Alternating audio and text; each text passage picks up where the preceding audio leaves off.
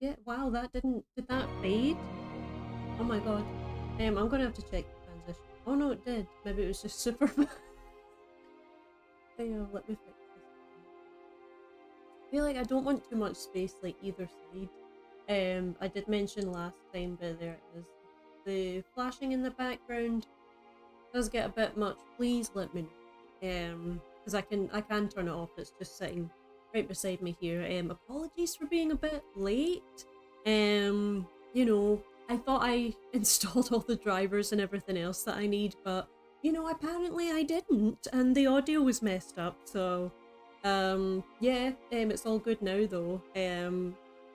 But yeah, it is me, myself, and I once again, Katie. And she's had a bit of a rough week. So it's just me again today. So I'm back doing my little visual novel fantasy. But yeah, Katie should be joining in chat. She'll probably be around in the chat. But yeah, I mean, yeah, we're back playing Errant Kingdom again. Apologies, it's not date everything. You keep hearing us say, oh yeah, Friday we'll be back with date everything, and then it turns out to be just me on my own doing a Errant Kingdom. But yeah, I'm enjoying this, to be fair. I mean, we got through quite a bit last time. I figured out who I want to romance. So you'll have to see that come later on. But yeah, I'm excited to continue it. Love me a good visual novel. Last time, yeah, Katie apologizes. She's fine. She's fine. She's in the background. But you can't like force her. Yeah, she gets ill very easily. So, lucky that I'm the sturdy one. Otherwise, we wouldn't have any streams at all. It would just be like once in a blue moon that we would come out and stream. But yeah, Katie will be chilling, just joining us like in the background and stuff. Again, let me know if the music is too loud, or whatever. And I was aware last time, yeah, Katie's had quite a week at work, so it's not been the vibe. Last time, I know this actually does use like proper music, which I didn't realise, so please excuse the music. But yeah, if it's too loud or whatever, just tell me. And I did look up if there was voice acting in this game, but it's just got really bad cold last night from going outside. Yes, Katie steps 1 foot out of the house and she just catches something instantly. Her immune system is kaput, basically, or to shot, whatever the saying is. So yeah, she's just used to being inside in the house. Because all the things are inside, so why would we need to go outside a lot? But we were supporting a friend last night, that's why we went out. Anyway, what was I saying? Yeah, if the music's too loud, or whatever, just let me know. Oh yeah, the voice acting. Yeah, I did look up if it was voice acting, because I know another game that this studio done, they did have voice acting in it. They do have a voice bar in the settings, but it turns out it's just for like character grunts and things. So lucky you guys, you get to hear me voice act all the different characters. I do have like different voices for them so that we can tell which character is speaking when, even though it says their name. But I feel like we have to give these characters a bit of personality rather than me just being like, this is my voice for one, and this is my voice for another one, and this is my voice for another one. But it's like, you know, it's like the same dude all the time. So yeah, I think last time when we were doing this, we just made our character basically, and we started our path. I went down, I think it was, if I remember right, I think it's the night route or something along those lines. Basically, I've been picked by my general to come and help in this kingdom. I can't remember the names, excuse me. So I need to play something a couple of times before I get all the names to hand. But yeah, so we're over here at someone else's request, and an assassination attempt happened on the king and queen. So we're trying to find said assassin, but we ran into this wonderful cast of characters that you see on screen. There's my mouse. This wonderful... No, you can't even see the mouse, which is... Oh, there it is. There it goes. There it is. Wonderful cast of characters over here, which is our main lot. So yeah, everyone's doing different things and has different things going on, doing different things and things going on. Yeah, so I can't remember where we left it at last. I think we were with Rue doing something maybe. I can't remember. Yeah, I can't remember everyone's name, so excuse me. But I think that's where we ended up last time. If I just load the game. Oh no, we finished. We were in the garden. We didn't quick save. So that's 21:54. Oh yes, I remember. So we're gonna just jump into it, but I remember it said last time we got a beautiful picture of Eric's bare chest, which was fun because he was chopping wood like every sort of knight does, because he used to be part of the command or the army or whatever they call it here, the mercenaries, whatever you like to say. So yeah, it's going to be a lot of reading on my part, but I am going to this time I'm going to change up the voices just so it's more exciting for you guys. So please bear with me with my voice acting and everything else. I'm not a professional, but I will have to try my best. Sustenance. So yeah, cool. Yeah, you'll just have to wait and see who I decide to romance, but knowing me, it's probably not hard to figure out who it is that I want to romance. Alright, so we'll just jump into it then. Not the chest? What do you mean? What do you mean, not the chest? What did I do something? Did I do? I don't know. I don't know, that's so random. Oh yeah, the bare chest. Oh yeah, I totally forgot that I was mentioning him, just like with his bare chest out, yeah. Sorry, I know you're on a delay, but like I totally forgot, like in the span of me mentioning it to you commenting it, I totally forgot that I mentioned Eric's bare chest. That's how much of an impact it had on me last time. There, Bana, hello! Hey, what's up? You've joined me once again for a little visual novel action, but with some voice acting this time, as opposed to me just doing the same voice for everyone, so please don't judge me too harshly. I'm going to try my best and give these characters some life. But yeah, Eric's bare chest, we had just came back from the woods. Yeah, Katie is once again in chat because she's not had a great week. Work's been a bit naff, so she's in chat, right? Let's just jump into it. Let's just go, because I've been talking for about 10 minutes and nobody wants to hear me talk, unless it's visual novel style. Okay, I didn't realise how much time I'd lost between the candid meeting with Lucian and running into Rue and then Eric. That's all good. I'm not going to be able to stick around for too late tonight, unfortunately. I'll lurk in the background. That is perfectly fine. That's perfectly fine. Thank you for coming and checking it out anyway and just hanging on in the background. Hanging on in the background, I guess, sure. But everything is appreciated. So even if you're just lurking, that's totally cool as well. Rue then Eric, right, okay. Katie's ill, yes. Sun is already settling over the horizon and night slowly begins to wash over Novus. That is right. This is where we are in Novus, and we are the night of said other place. I managed to slip back into the palace before the paths to the centre of town become too congested, and some comrades that pass me by are going in the opposite direction in their civilian clothes, bumping shoulder with loud guffaws. Yes, I'm still in my armour, if I remember right. I decided to wear my military gear out even though it was my day off, which is commitment to the bit. But yeah, I wouldn't normally go out and, you know, I would wear street clothes or civilian clothes as it's mentioned as. So yeah, apparently the Knights of Novus have little concern over impressing others by looking at their outfits. Their garb is tacky. Oh, so we're like the most styling knight out of everyone. That's basically what we're saying. It might have something to do with the smell of liquor that radiates off them, even in passing. Evidently the party started early for them. So they've been out getting a bit mad with it, as they say here in Scotland. We say mad with it. So they've had a good time. They've had an early party on their day off, and I've been doing things, and I've not been able to have a drink. Someone else seems to think the same because I hear a poorly concealed scoff.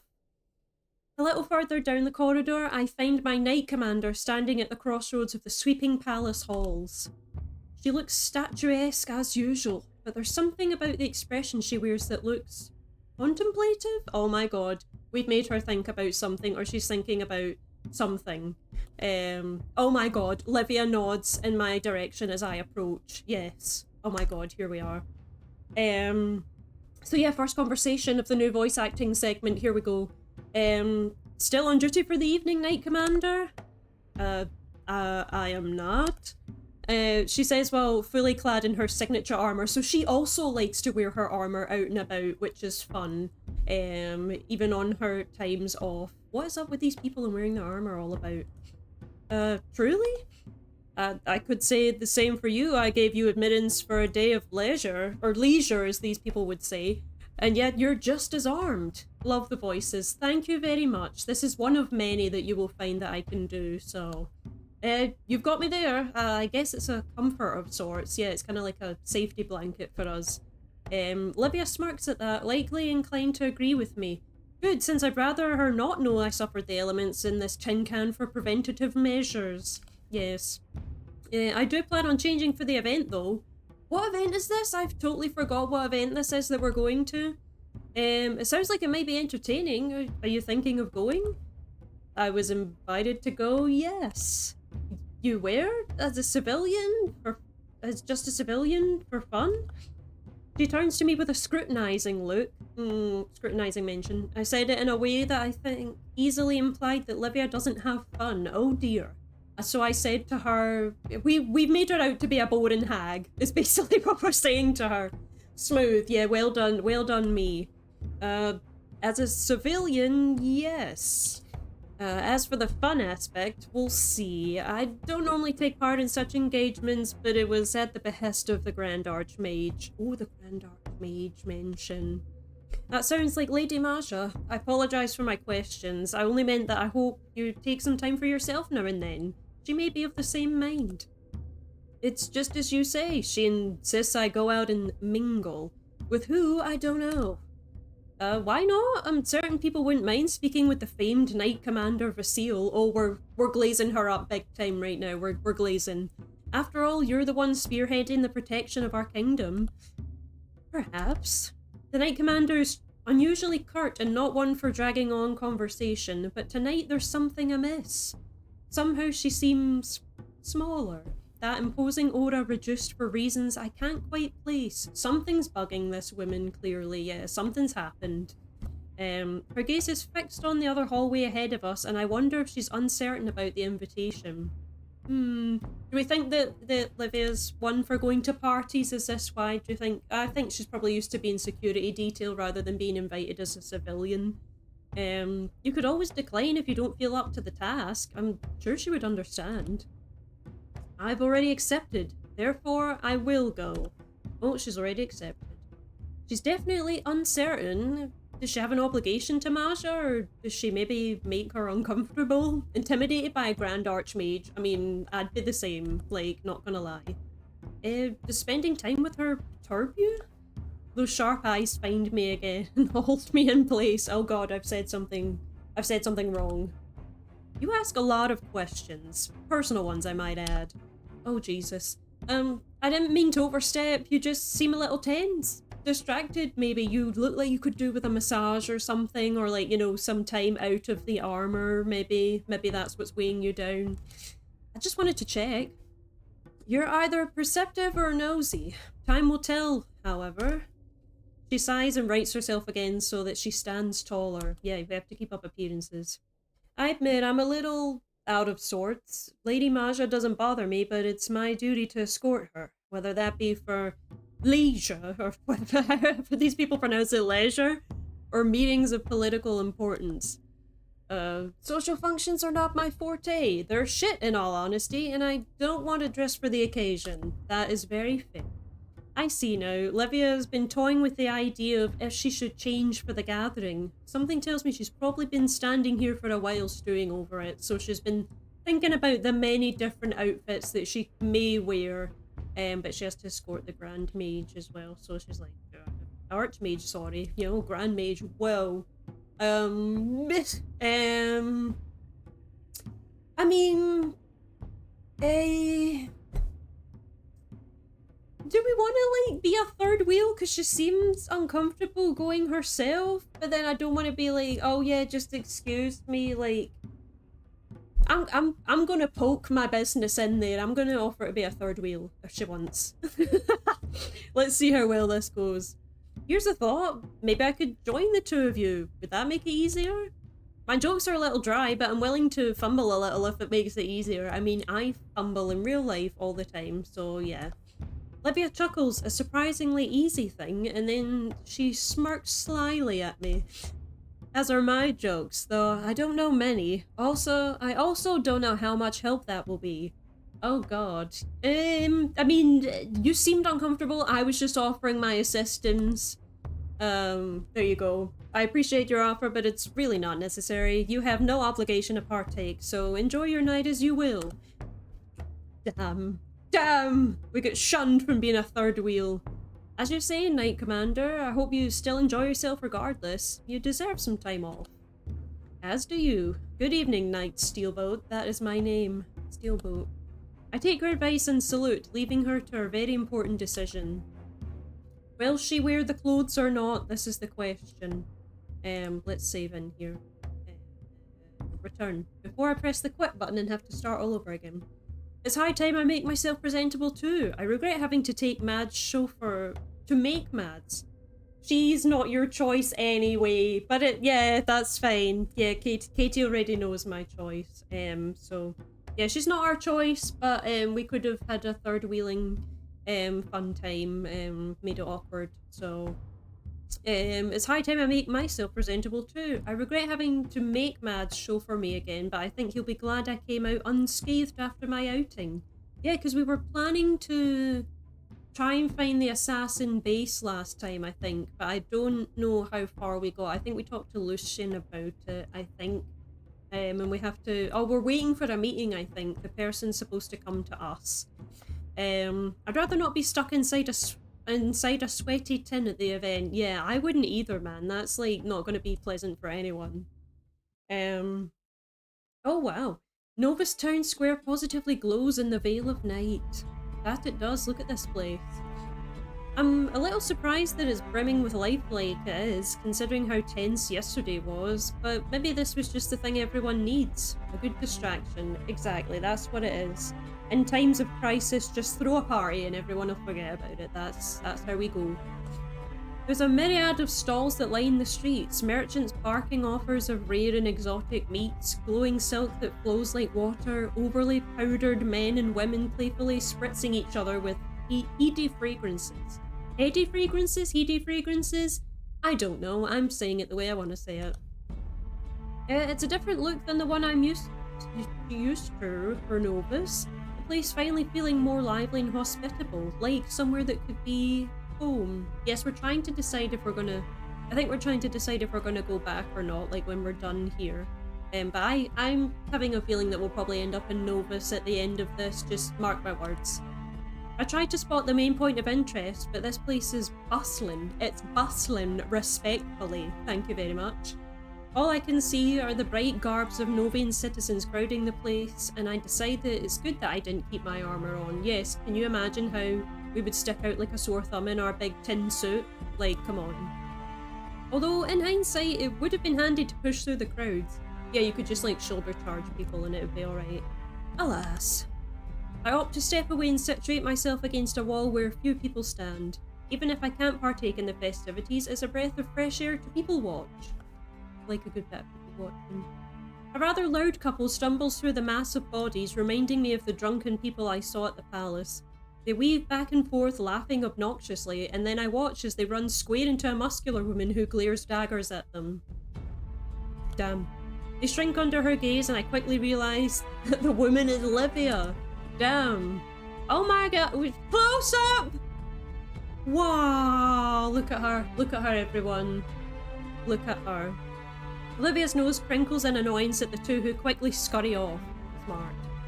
She decided to dress up. She's not wearing tin armor. She looks splendid. I'm surprised at how lovely she looks out of all that dark armor. Though, maybe surprised isn't the word I'm looking for. Livia's obviously beautiful, but maybe it's the lack of fear I feel that makes me feel differently. Yeah, oh my god, she's so different. Yeah, right? Crazy. She looks around and eventually sees me across the way and she likes my vibe. I wave to her and she shrinks. She looks lost again. Somehow, still clutching the sword, she never seems to go without like a lifeline.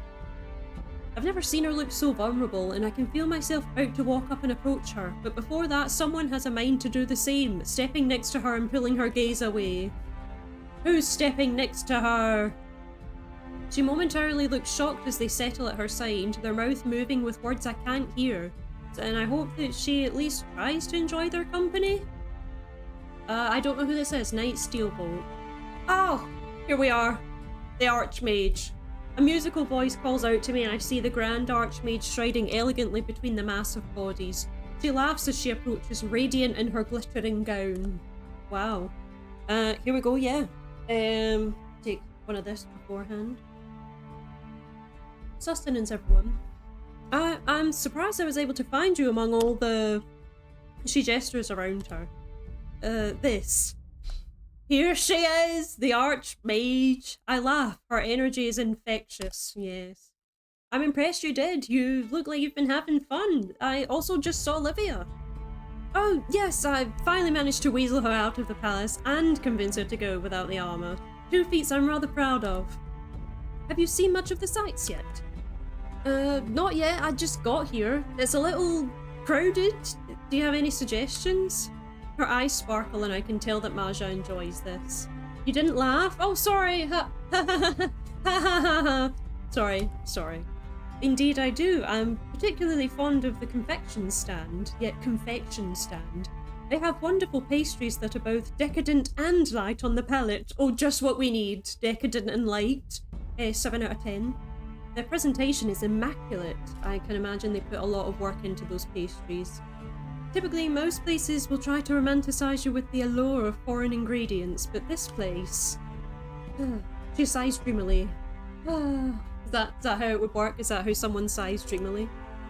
Positively wonderful. They are well versed with their craft. I cannot recommend it enough. She... Definitely. I take it you're fond of desserts then? Just a... fan? Not the William reference. I'm sorry, yeah, I had to reference him, the icon, 7 out of 10 for the dessert. Yeah, she's a bit partial to something sweet at the bottom. Did I make it glaringly obvious? I love making them in my leisure time, introducing new ingredients, improving old recipes, changing the presentation. In fact, She pauses as the words catch in her throat, and I see some of that glee wither. Oh no! Did it bring up a bad memory? I used to share my creations with someone is all. A tester, if you will. Sometimes I may have been a little overzealous in my efforts though. Oh dear. I try to be a little more conscious of the servings I make, but alas, it still makes me a little excitable. Oh, we know exactly who she was sharing her things with, everyone. We know it was Eric! Yeah, I clock immediately that the person she's referring to is none other than Eric. The way she deflated and tried to pick herself up reminds me of how he was when talking of her yesterday. Let him go! Like, he's not even that, like, you deserve better than him, Queen, like, for sure. Memories both fond and painful to remember. Well, if you find that you've made too much, I would love to try your creations. Here we go. With as much enthusiasm as you've shown, I'm sure they're truly delicious. Oh, that's very flattering. They're modest, but I do love it. Not sure that was exactly modest, my lady. The zoom in! The zoom in! Look, she's laughing. She's laughing. We made a joke. She's laughing. Again, Maja lights up with laughter and she's glowing. Positively glowing. She looks stunning in the light. I suppose the pride in my craft is shown through. Confidence is good to have, as is passion, especially in something you love. Confidence and passion, you say? That's a romantic way to put it. Is it? She smiles warmly and nods. It sounds a bit like you yourself use this approach to your hobbies. If you're just as passionate about your duties as a knight, I'm sure you'll be on the lips of bards soon enough.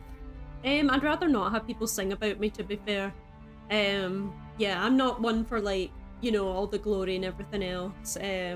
So I'd rather not have a song about me, because, you know, it'd probably be like talking about how shit I am and everything else. So yeah, we'll pass on the bard song, thanks very much. Excuse me.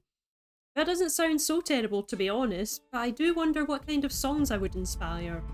No, I mean, if you haven't figured it out by now, we're gonna try and rizz up the Archmage. So let's go. Tale of a Knight and a Beautiful Archmage. Let's try it. It's flattering that you think I could be one to inspire tales, though if I were to have one. Maja waits patiently, the low glowing lights creating a backlight that looks like a corona around her. You mean like the beer? Just having like a beer? Nah, I kid. The energy and scenery agree with her. Maja is beautiful. She's beautiful. Rest in peace. I think I have an idea now. Yes, just seeing her in the light has inspired us to have this romantic tailspin in our head. If I were to have a story of my own, I would hope that it's one that tells of adventures of a person seeking to find their place, bringing goodwill and fortune to others and hope back to the land. And perhaps mention of a wonderfully talented and utterly lovely Grand Archmage that helped along the way. I really can't help the smile that slips onto my face when I see Maja tilt her head curiously. A talented and utterly lovely Grand Archmage. Whoever could you be speaking of, Sarah? Oh my god, it's weird to say my name in a different voice. It might be too bold to call her by name, but the muse in question would certainly make it a much more moving tale. Her accomplishments are awe-worthy, as is her beauty. You remind me of her. She laughs. Positively giddy at my coyness. The sound is enchanting. Oh no, we're falling for the Archmage! What am I gonna do? My, you are a romantic. I'm certain that this woman would find your words very charming. So she likes it then. She likes it. She's not averse to it. She's not averse. I place a hand over my breast and give her a humble bow. I will do my best to remember that. I think we're in. We've rizzed her up a little bit. I think it's... No, not the Archmage. Falling hard, I know, and it's only episode 2. But we've managed to make her swoon a little bit. I can feel it in my bones. A swath of people pass us by from the direction of where Livia stands, and Maja watches them closely. They don't stop to speak to the Knight Commander, but I can see that the individual that approached her earlier is still there. Who do we think's talking to Livia? Who do we think would want to talk to Livia? She looks fine from here, albeit still a touch awkward, sorry, but Maja seems to think otherwise. She visibly tenses, eyes sharp like a hawk, and that gentle demeanour shifts into something that makes me think she's feeling a little protective. Oh no, is this like a dangerous person that we're not supposed to... Livia's not supposed to be around? Let's see. Livia might be out of her element and raging to leave, but she's hardly defenceless. Maja still looks like she could bore holes into the back of her companion, however. Yeah, the devil eyes, the stare. Is something the matter? Her smile is apologetic and she shakes her head and curtsies. Forgive me. I appreciate your candour, but I'm going to have to leave you now. I invited Livia out for the evening and I don't want to abandon her for long. I hope you understand. Of course, milady. Thank you for your time and enjoy the rest of your night. How knightly are we? The same of you, Knight Steelboat. Yes, that's a fitting name, man. I like that name. She hikes up the skirts of her dress and wastes no time making her way towards Livia, deftly dodging others in the sea of bodies. I hope there's no trouble to be had with both the Knight Commander and Maja at her heels. I doubt it possible. You know when it says like she's like her dress like this? Like that's how she probably done it a bit more elegantly than what I pictured, but I figured this might be a good enough time to find this stall Maja had mentioned earlier. Maja, sorry. It's still difficult to maneuver through the crowds, but I can smell cinnamon and cream in the air. The fragrance leaves an aromatic trail that leads me to a bustling and colourful stand. Another bustling, respectfully. Milady, exactly. We are very, what's the word? I can't remember the word for it just now. Just as Maja had mentioned, it's outfitted with some of the most creative and colourful desserts I've ever seen. Oh my god. It's, yeah. Get in my belly, these desserts, let's go. There's a small purple cake with a crown of delicate flowers adorning it, then a golden pudding that has what looks to be a caramelized sugar atop it. Oh, Jesus Christ.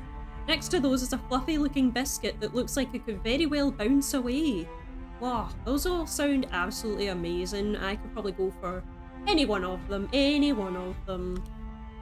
I can already feel my mouth watering just looking at the banquet of sweets. Vithris has its share of delectables, sorry, but nothing quite so artistic. Yeah, Vithris, they probably just go, they are, and just kind of like pass them out. What do you think? Though once I hear the price of one of them, could you move chat down slightly? Yeah, yes I can. Is this good? Is that good? Does that work? I've moved it down. Is that still too high up?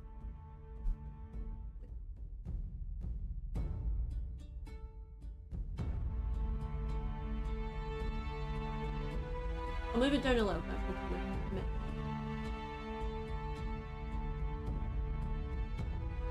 Ah, my hand. I think that's good. Cool. Though once I hear the price of them from one of the merchants, my coin purse suddenly feels light. Oh my god, they probably cost like 1,000,000 coins. Like, Jesus Christ. Let me click back onto this so that I can actually press game. Haha. Go for the fluffy one. Again, I don't know who this is, so... I look around but can't spot the source of the voice. The patrons next to me certainly pay no mind, too busy with their hands stuffed into their coin pouches. Hello? Up here. Oh, there they are. Perfectly nestled in a crook of the stone wall just above the stall sits Rue. They wave with a wide grin and the mentioned fluffy treat is suddenly in their hands as though appearing out of thin air. Did they just like swipe that? If they just swipe that? What was I gonna give Rue? I think I remember. They barely managed to catch their last bite before stuffing it in their mouth. That was close. I didn't want to have to wait for someone to get me another. I separate myself from the crowd and move over to them, spying more than a few crumbs at the bottom of the wall. Fun. We're seeing everyone tonight, man. Everyone's out for the party. Have you just squirreled your way up here to eat sweets? They nod, absolutely beside themselves. The image reminds me of a content cat, like maybe the Cheshire. Some of the best sweets only pass through town when the festival goes on. I need to eat as many as I can before they're all gone. I'm sure you do. As many as you can? Gods above, Rue. How many of these did you purchase? The price is no small sum. They are no small sum. My coin purse, like, cried when I heard the price, like... Rue shakes her head, licking off the remnants of the confectionery off their fingers and patting the rest away. I'm sure they are. Humans love to put a pretty price on such pretty desserts, but... Raiden brought them to me, gave me a whole handful. Raiden? He's here? I keep pronouncing his name differently, so I apologise. It's the accents. Everyone. Yes, did you not see him? He's right there. They point in the direction of an opposing stall, and as soon as I turn to look, I'm greeted with that same signature grin he left me with the night before. When he broke in. He does what I can only describe as swagger up to me. Oh dear God, this man is swaggering. He doesn't don the same leathers as he did before, and he looks less armoured too. Though I know for a fact that isn't true at all.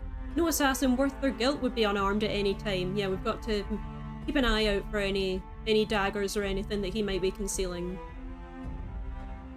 Here he is. God, we're getting close-ups of everyone in their party garb and their civilian clothes, all looking great. They all look stunning, by the way, on the close-ups. Like, yeah, the art is great. Instead, he wears a tunic with a plunging neckline that reveals another long scar across his chest. A thin leather cord donning what looks like a tiny tooth of some beast I don't recognise hanging around his neck. That shameless glimpse of his chest reminds me of someone else he consorts with. Yes, indeed. Someone else that likes plunging necklines. Hey, stranger, ready for our little date? Raiden cards a hand through his white locks, cocking a brow at me and chuckling deeply. Oh god, yeah, that's right. He's he's part of the Assassin's Guild, and we were waiting for him to join us on for our quest. But yeah, we have to get him to take us in. What? Did you think I forgot? I just didn't think you'd make me wait the whole bloody day for it. Yeah, like, we're in the middle of a party and now you want to, like, show up and, like, no, bro, no. I tried to get here sooner, but I had some important business to attend to. I can imagine you had important business. You know, assassin-y stuff. His fingers wiggle at me, but the look I give him in return conveys my lack of giving a shit. So you think he probably goes like this? Like, is it the finger guns, do you think? Classic finger guns.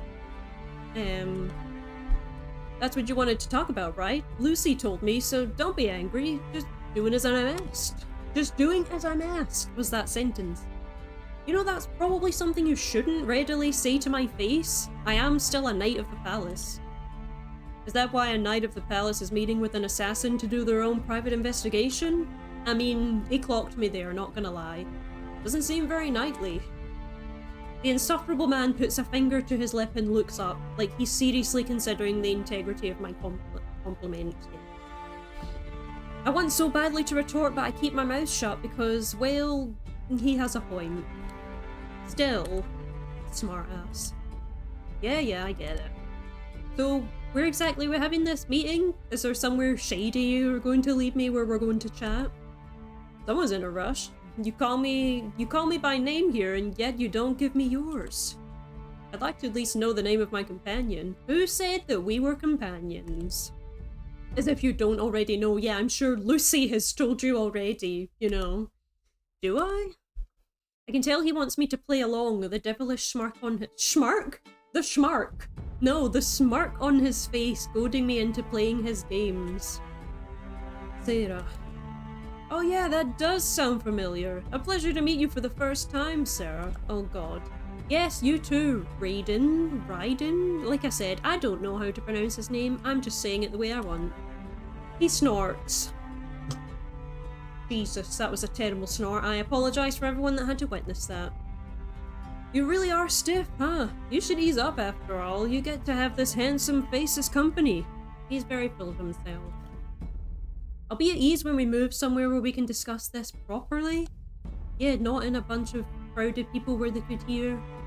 That's why I'm here. What better place to speak about naughty, secret things than in a crowd of people all drunk and high on celebration?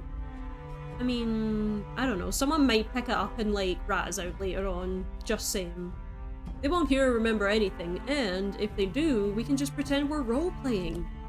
The grin he makes is wide and toothy and unimaginably smug. I wither under his impish gaze, not because of his juvenile suggestion, but for the utter exhaustion I feel. Yeah, we're not very fond of Raiden or Raiden. Raiden. I'm gonna call him Raiden. Raiden sounds about right.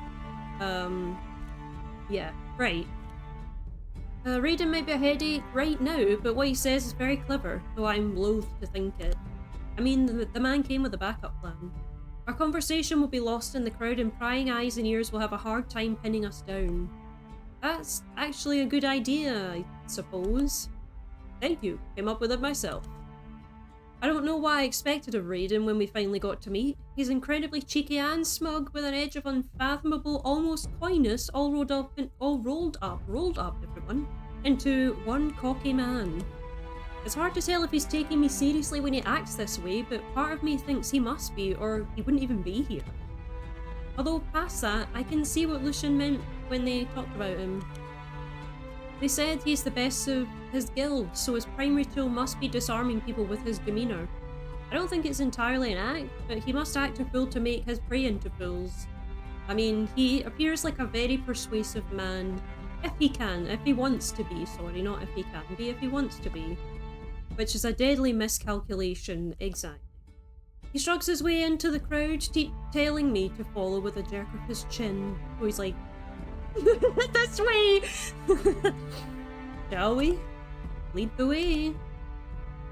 It's getting late, but the masses of people have yet to calm or disperse. If anything, the sound of ferocious laughter has gotten louder, and the smell of spilled spirits even more pungent. I have some difficulty navigating around the people, but Raiden makes it look so easy, gliding around them like a serpent. Snake analogy. I see where he gets his moniker now. Oh, sorry, I was going to pronounce that differently, but it's moniker. He's only a few paces in front of me before I hear him ask me a question, heeding to not make it look too obvious that he's addressing me. So, what's a knight looking to learn about a den of killers? I'm trying to find out more about who the assassin could be, or if multiple individuals were involved. Sounds an awful lot like you're trying to take matters into your own hands. The brand new Vithran knight playing investigator. I've heard that before, trust me. I just want answers and I swear not to bother you any more than I must. Raiden snorts a laugh while casting the crowd a glance. What do you do, snort a laugh when you... He looks at me briefly, his eyes crinkling at the corners. You really are in a hurry, so what makes you think asking me is going to help? Maybe the fact that you're an assassin and your acquaintance at the palace vouched for your skills? They insisted you're the best. Oh, did they now? He had been exuding nothing but cool and easy confidence up until now, but when he looks away from me, I think I see his cheeks darken, his voice pitched a little higher. Does Lucian make Raiden shy? I'm heading off for a lark now. Enjoy the rest of your stream. Thank you very much, Nerdvana, for coming and hanging out with me. It's very much appreciated. Have a good rest of your evening and everything else, and weekend. If so, I would love to see them fluster him. Yeah, look at those cheeks, man. He's all flustered, thinking about Lucian. Ooh, his boyfriend or partner, sorry, I should say, or his partner. They did, and they don't seem like the kind to talk people up unless they don't truly think so. They aren't, but you don't need to flatter me to get answers. Just tell me then, were any of your other comrades involved, or does the guild have designs on the crown? Comrades? That's cute. I wouldn't exactly call people who would stab me in the back if they got a pretty offer to do so a comrade. Okay, the other bastards in your company then. That's more like it. There's a woman flitting between the stalls to hand out small pastries. She looks frantic as she darts back and forth between Raiden and... as she darts back and forth, and Raiden has his eyes on the gold-lipped plate in her crutches. He swipes one of the pastries before she notices, taking a messy bite. But to answer your question, no. No? Does no one have marks on the king and queen? Can't say I've heard anything of the sort. Are you going to answer me seriously? I promise you, I am. He says it so sweetly, biting into his stolen goods once more before looking back at me with eyes that glitter with mischief. I'm just having a bit of fun after a long day. By wasting my time. Am I though? I did come out to see you and I am answering your questions. I was told you actually care about your home and I endeavour to protect it. It just seems like you want to have your bit of fun and nothing else. Raiden stops abruptly and I find myself colliding with his back, a curse falling from my lips that makes him turn around, a rare serious look on his face. So I bumped in and went, and then he turned around and had a look at us. I think for a moment that he's angry because the look he gives me is far from the smirks and playful winks I'm becoming used to from him. His dark eyes bore into me for a beat before quickly flicking to something behind me. I turn to see what he's staring at, dread settling heavy in a rock in my gut, Has someone caught wind of our conversation? Oh no, we've been made! We have to escape! Evade! Evade! We have to run! That feeling of fight or flight sinks in and then... laughter. Oh Jesus Christ. Oh my god. I turn back to Raiden, the culprit, and find him thoroughly amused with himself, chuckling at his little game of distraction and deception. He totally just messed with us to make us think that someone was... made us panic and we were like, oh! But no one was actually there in reality. I just needed you to lighten up. You're lucky I don't spear you on the end of my weapon right now. Stop winking at me, man. He laughs again, pleased with the sound of his own voice, I assume, so he probably... I don't know how these people laugh. Alright, I'll tell you the real secret. It's already dangerous that I'm here, but you're right. I do want to protect my home, so listen close. I'm surprised by his earnestness, but I still stand alert, so I'm like this. Raiden has been nothing but games and cryptic answers so far, but I so desperately want to learn something. We need something to progress. He shuffles forward while we part the crowd. Look, like a rock in a stream, the people move around us as we come to a standstill. Raiden moves in close to whisper in my ear. I brace myself to hear what I've suffered through to get, finally. I don't know why he's displaying such caution all of a sudden, but I'm eager to hear what he has to say. I'm not going to whisper, otherwise you guys won't hear it. His eyes fly wide and I'm about ready to scream if he's toying with me again, but this time it seems genuine. He spotted something important. He pulls back, offering me an apologetic half-smile that somehow seems genuine. I'm truly sorry it's come to this, Sarah, but very important matters call to me. I'm sure you understand. His mouth hangs ajar and I fix him with an angry look. You would leave now, right as you're about to part with important knowledge, the most important time, and you need to stay right. No, you can't go anywhere. Raiden winks, trying so painfully to be charming, and it's not working on me, thank you very much. You know, thank you very much. I have no excuse, duty calls. Don't want to be the reason I get my lovely head put on a spike now, do you? He offers me a full salute and takes off into the crowd. I quickly lose sight of him, left standing where he abandons me. We're standing there like a mug, just sitting there in the middle of the crowd.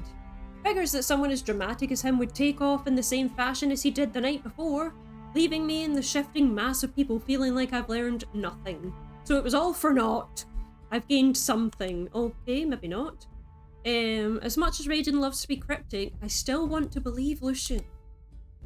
That look comes over him at the utterance of their name is a dead giveaway, more than anything he'd be willing to give himself.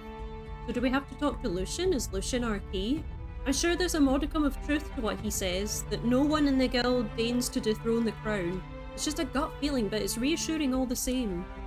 Though watching him leave still leaves me with an important question. Who exactly wants to see the kingdom on its knees, if not the assassins? It's a troublesome thought, and I'm thankful for the chorus of noise that surrounds me to assist in drowning it out.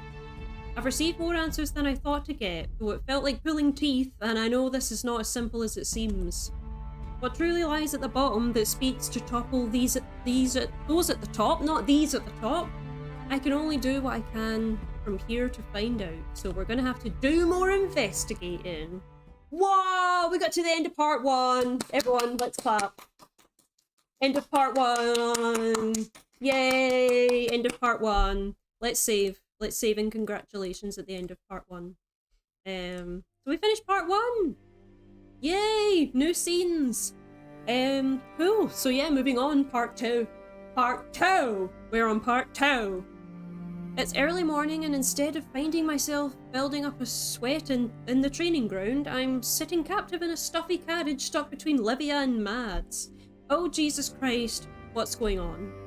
We're on our way to an event out of the kingdom, a joust to honour the traditional pastime of friendly dueling between kingdoms and their allies. Oh yeah, because that's what I want to do, you know, just have a friendly joust so, to show that the kingdoms are all besties with each other. Yeah, I'm sure.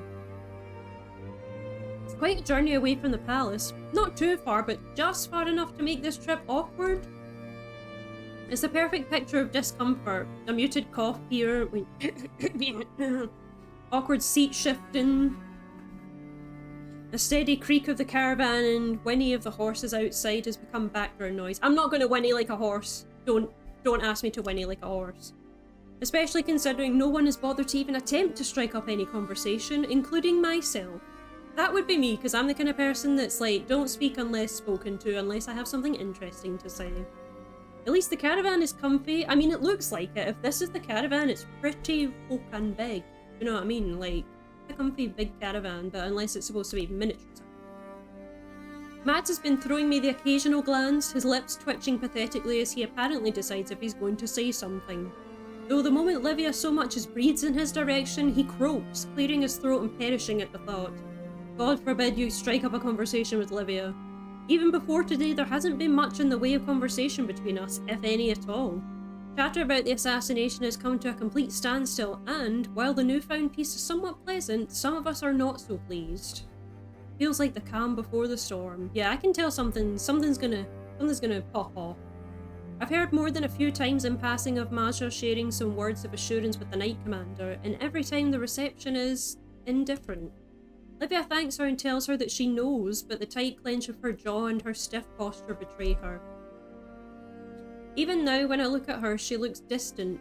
Her knights are still on watch, but if I know anything about Livia thus far, that isn't enough. She means to find the assassin and those responsible for their hire and end this disquiet as soon as possible. Disquiet? Yeah, I think I pronounced that right. Knight Commander? She looks at me as though I've interrupted an important train of thought. That pinch back between her brows, but it's fleeting. There for a moment and then it's gone, as if she doesn't mean to show her frustration. Yes? How much longer until we reach the arena? She turns and I see her scanning the horizon through the window behind her. The early light barely shining through the curtains. I would have no idea. Somebody would ask me and I'd be like, 2 weeks and Tuesday? I don't even know how far we've came. My guess would be soon, once the sun rises past the tree line even. Not on the tree line, past the tree line. You have to go past the tree line. I see.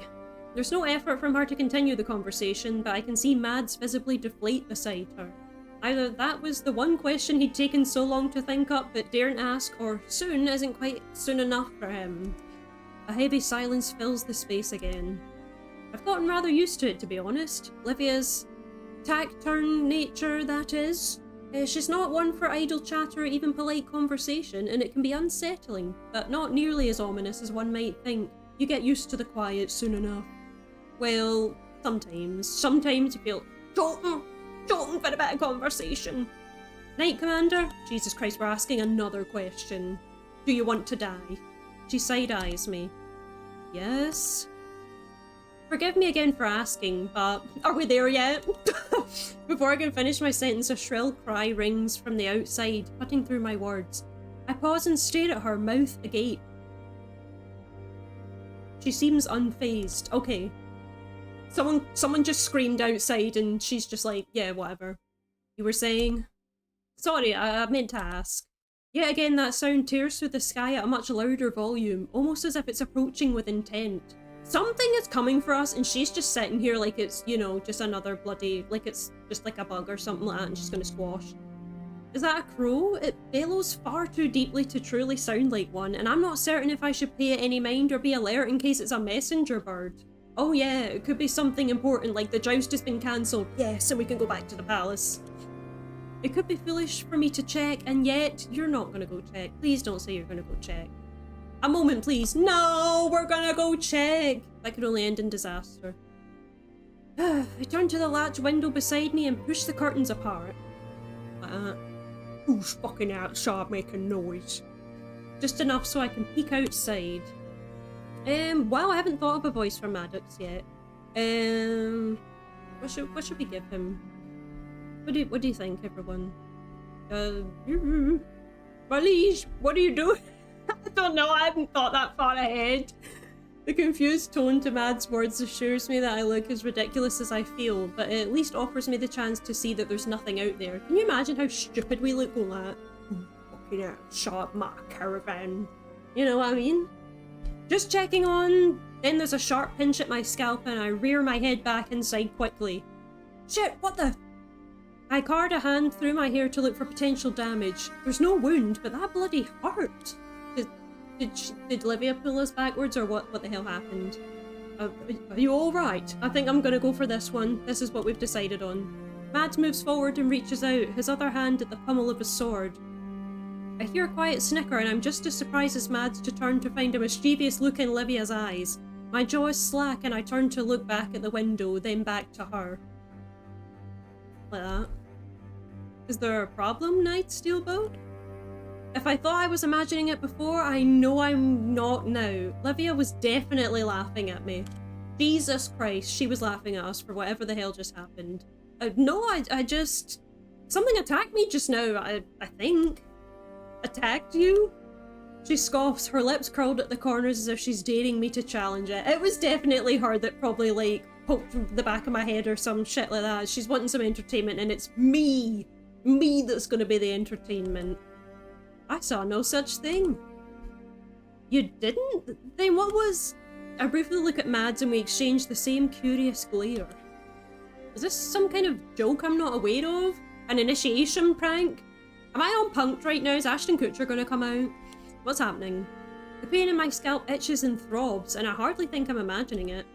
Livia continues to smile knowingly and then turns to the window behind her once more. She parts the shutters, a fluttering shadow that eclipses the rising sun enters the carriage. Maddox hurriedly shrinks away at the appearance of our new guest, but then it stops and settles, his eyes widen, and he smiles. There stands a... What the fuck is standing?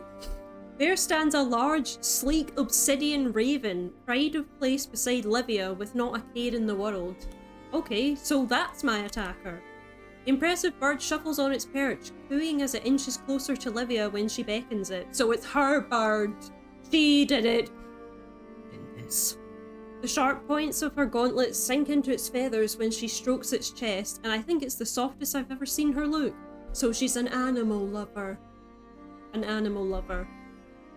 The raven pecks and nibbles at the metal in a way that can only be described as affectionate, its eyes closing in its contentment. Livia looks the same, in a sense. She's suddenly at ease, the smile that lights up her face tender and adoring.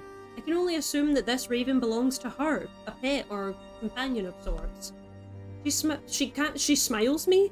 She catches me staring and averts her eyes for a second and poorly attempts to hide her smile, so she's like... She doesn't want to be seen being all soft because she's the Knight Commander, but I see you. He mistook your hair for a treat. Would you mistake this hair for a treat? I mean, probably yeah, if it's sticking up like that, I wouldn't blame any bird for pecking at it, to be fair. I do apologise. It's around feeding time for him. No harm done. No harm done. Well, no real harm done, thank God. This is your raven then, I assume. If how buttered up it looks right now is any indication? Correct. Though, reader, I know, I suck at reading. Thank you very much. Correct, though he has enough personality that I wouldn't necessarily call him a pet. Seveny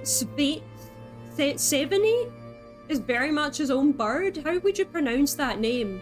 Seveny. Is this how we're going with the name? I'm gonna call it Seveny. What the hell is this name? I'm pronouncing it the best I can, but as Katie said before, reader. In fact, that nip he gave you was probably just him toying with you. I wouldn't put it past this winged devil, my clever boy. He does seem to be a bit of a trickster, true to the nature of ravens, but he's still charming. She nods and gives a light, loving tap to his temple. The bird, or... Seveny? Seveny? I don't know. Responds by fluffing up his feathers and chattering happily at us. I don't know. I'm gonna call... You know what? We're gonna call him Sev for easiness of my poor... And you guys don't have to hear me try and pronounce the name every time. Soft sound that belies his size. I forgot that you might have not met Sev yet, Sarah. There we go, Sev. I suppose it's probably because he wanted to make his own dramatic introduction. Very likely. The sound of Maddox piping up catches Sev's attention. He hops onto Livia's lap, shuffling around on the smooth metal with some difficulty, and eventually moves to flutter onto his legs. Oh. The tip of his wings slap Mads in the face a few times, but he laughs graciously while blowing away the bird dander. So he's like, get away, you bloody bird. A wide grin forms on his face when Sev finds purchase on his chainmail and sidles up to him. He's careful to pet him in some spots, a certain familiarity between the two. So I'm the only outsider in this situation. I feel like I'm third wheeling, or fourth wheeling in this case. You seem to know him well enough, Mads. He looks sweet on you too. I take care of him from time to time. You sell yourself short, Maddox. I know how much care you pay him. I would hardly trust another to watch over him. Oh, Silverlake, yeah. He's quite fond of you. Thank you, milady. He's a delightful lad. Yes, that's how you know this dude has an English accent, because he's like, lad. You're right, lad. Sev coos as though he understands his lady's words. This is the most relaxed I think I've seen Mads around Livia, and vice versa. Excuse me. How did you two find each other? Did you receive him as a baby?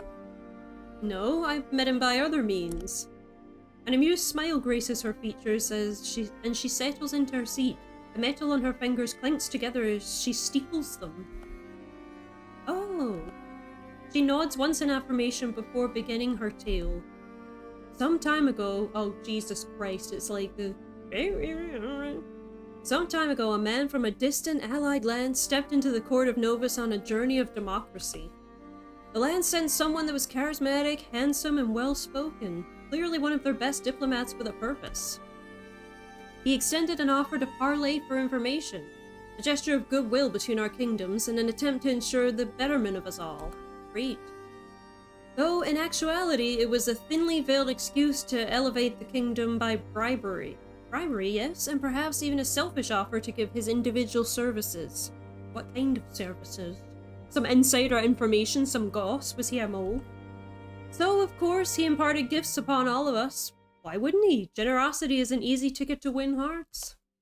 When it came to speaking about our military strength and discipline, it was my turn to be persuaded. More like he not so subtly tried to sweet-talk you to giving away kingdom secrets. Yeah, that's what's happening. That's what's happening. Something a bit more forward than that. It's not really a secret how capable our knights are. Rather, he tried to recruit me into his ranks. Tried to poach her from the kingdom. I raised my brows. This guy has balls. He really had the audacity? She snorts and reaches out to pet Sev, who still sits happily with Mads, reveling in the attention he's getting. Well, he was well-spoken and presented a decent proposition. It just wasn't enough to sway me. I take pride in fostering the growth of my knights in this kingdom, and I'm not for sale. Yes! So as a parting gift, he gave me Sev, though at the time he referred to him as Nocturne. That would be a much easier name to say. Can we not just call him Nocturne and, like, call the whole thing off? She scoffs, apparently offended. Oh, she doesn't like that name. An obvious name. He was someone would christen a beautiful blade something as tacky as Blood Spiller. Okay, so yeah, he was the kind of dude that would call, yeah, you know, something pretty stupid, really stupid name. Mad's eyes are elsewhere, but it was hard to miss that huff of a laugh, so it kind of just goes, Yeah. He romanced the idea of a dark messenger trying to wax poetic about how the bird was much like me. Oh yeah, for sure. At the time I was annoyed and had no interest in owning a raven, especially one given as a bribery chip. Though... Her gaze travels over to the bird and her eyes are alight with tenderness. Someone was very interested in getting to know me. I'm sure. Yes. Oh, Mads puts an arm out and Sev hops onto it. He motions to his perch at the window and flies on over, retaking his spot next to Livia. He made that very clear, though you do have a way with animals, my lady. He was smitten with you rather quickly. I remember the time he tried to invite himself to the dinner table because he couldn't be away from you for too long. Dinner on his terms, then? I chuckle and Mads follows suit. I chuckle. Dinner on his terms. I assume his shyness will prevent him from showing too much amusement in Livia's company, but then, to both of our surprise, she joins in. We're all going, ha in the back of the caravan. He's a bloody good companion, impatient or not. Bloody good companion. Her laugh is harmonious. She looks at ease, almost like she's shouldered off some burden she's been holding on to for some time. It's good to talk, everyone. It's not completely gone, but there's a noticeable and significant change in the way she holds herself. It makes sense that a good animal companion like Sev is just the kind of icebreaker needed to lighten the mood of the journey. Thanks, Sev, for helping us connect with each other and not be so awkward. Sev looks at her, those black eyes wide and observing. He makes another chattering noise akin to a laugh. And I'm not going to try and mimic a raven laughing. The sound impressively similar to hers. He coos and chatters, seeking attention that Livia is more than happy to lavish him with. Lavish? Lucinda lavish? Date everything mentioned. It's a charming sight. Well, actually... Yay! I think we've already made our decision, everyone. We've made our decision. I can't be... There's only a couple of people that you can be polyamorous with, and I don't think Livia is one of them, but I would have to double check that. But we're just gonna say she's not so bad. Yeah, she's not so hard on the exterior as what she seems to be. For all the hard looks and imposing aura Livia exudes, she got aura. She got major aura. Her story paints her under a different light. I am not for sale. Someone could interpret that as pride, and they're not wrong, but the way I see it, it's pride for serving. The Knight Commander carries herself as a cold, stalwart figure, but the one I see before me is quite different. It takes a certain measure of strength to uphold her station for such an esteemed collection of knights. I can only wonder how she does it. It's admirable, really. The caravan shudders and finally lurches forward to a stop. There's a light rapping at the wall, so we all go like when the caravan stops. My lady, we've arrived. Livia inhales and rises to stand, Sev hopping onto her cloak as she straightens her posture. Rigid and strong her life has surged back into her veins. Jesus Christ, it looks like it's one sentence, so that's why I was reading it as one, but excuse me.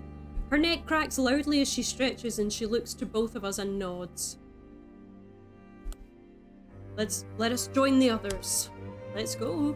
The prospect of finally leaving this bloody box is incredibly refreshing. Totally refreshing. Refreshing carriage ride. 7 out of 10 carriage ride. Maybe 8 out of 10 when Sev came.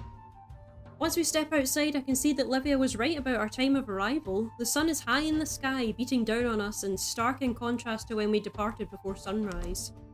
Honestly, a welcome sight. Something about having a joust in the dark seems ill-advised, though it isn't unheard of. Can you imagine that? People jousting in the dark and you just randomly pierce a civilian and they're like, my god! Yeah, can you imagine that? That'd probably be me, to be fair. I'd probably be the one that got jousted. The door to the caravan that had trailed behind us swings open at the behest of their driver, and out steps Lucian in all their glamoured, gilded glory. Wow, that's a tongue twister. They look like a performer awaiting an audience, elegantly spinning on their heel to hold out a hand to receive their companion, Lady Maja.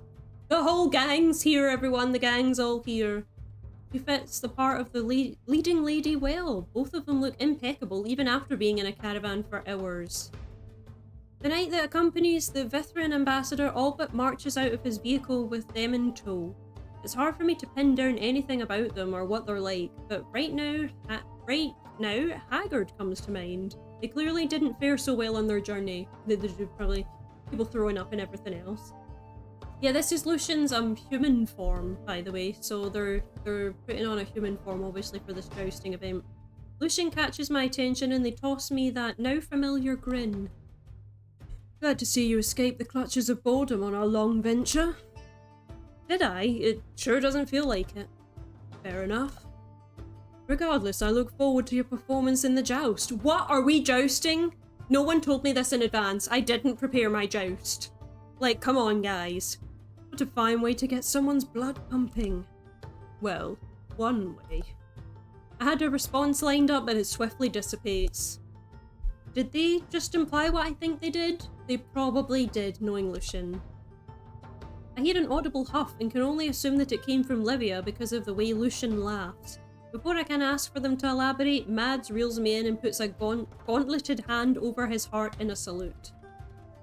Forgive me, but I'm going to head to the tent. I need to oversee the readying of the weaponry and prepare your armour. Also, he leans forward and whispers harshly, his eyes narrowing.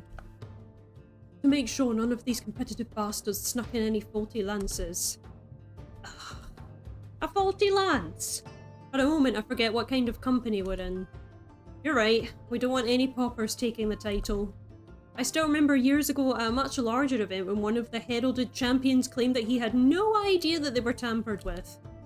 If they wish to partake, they can use real lances and lose with dignity. That's how it should be done, everyone. Lose with dignity. A kind smile forms on his lips and he laces his fingers, standing quiet and patient, though I know what he's really thinking. Exactly, my liege. As Mads makes his escape, I spot Maja and Lucian throwing a polite wave towards Livia and I before they move to their viewing seats. I'm sure you've already taken part in such a frivolous activity before, have you not? If you mean the activities in entertaining one's betters by knocking someone on their ass, then yes, I have. A sharp laugh escapes her throat and a wicked smile. That's all you're getting out of me. Graces her lips. Yo, another close-up. God, look how stunning she is. Good. Today you will not be hunting shadows in the dark, but making sport of our competitors. It might just be for show, but I want you to show them that my knights do not fool around. I mean, she means business when she looks like that, do you know what I mean? Novian knights do not relent even when it comes to playing silly games. They would be fools to think you'll be gentle with them, correct? So, just a little friendly competition? I give her a coy smile and understanding passes between us. It's easy to pick apart her meaning. Mad says as much himself what kind of contenders I'll be facing. Of course, just a bit of gentle assertion on your part. We might not be at war at the moment, but that doesn't mean our skills are to be scoffed at. We don't know the meaning of idle hands in Novus, not under my watch. I expect you to win, Knight Steelboat. Jesus Christ, if I have to do some sort of thing, then I really hope I win. Like, we don't want to, like... I salute her, a gesture that promises that I'll do exactly as she commands. I'll do my best, my lady. I know you will. Yay, she has faith in us! We're not totally a bum. We part ways to go our respective areas. Yeah, to go to our respective areas. I don't know why I cut out that word there. Myself to the knight's tent. Yay, quick time joust! I really hope not. I really hope I don't have to quick time joust. Myself to the knight's tent and Livia to be seated with the other spectators from the palace. Livia informed us on the way here that she wouldn't be taking part in the joust, explaining that it simply doesn't interest her. Oh my god, L reader, I know, I'm so sorry, I'm trying. There's a lot of words and I'm used to you doing all the talking, Katie. I don't think that any of the combatants could put up much of a fight against her, to be honest, so it's probably for the best. We can't go making it too easy for them. That, and she's also heard whispers that some knights refused to attend if she was a participant. Ah, lame.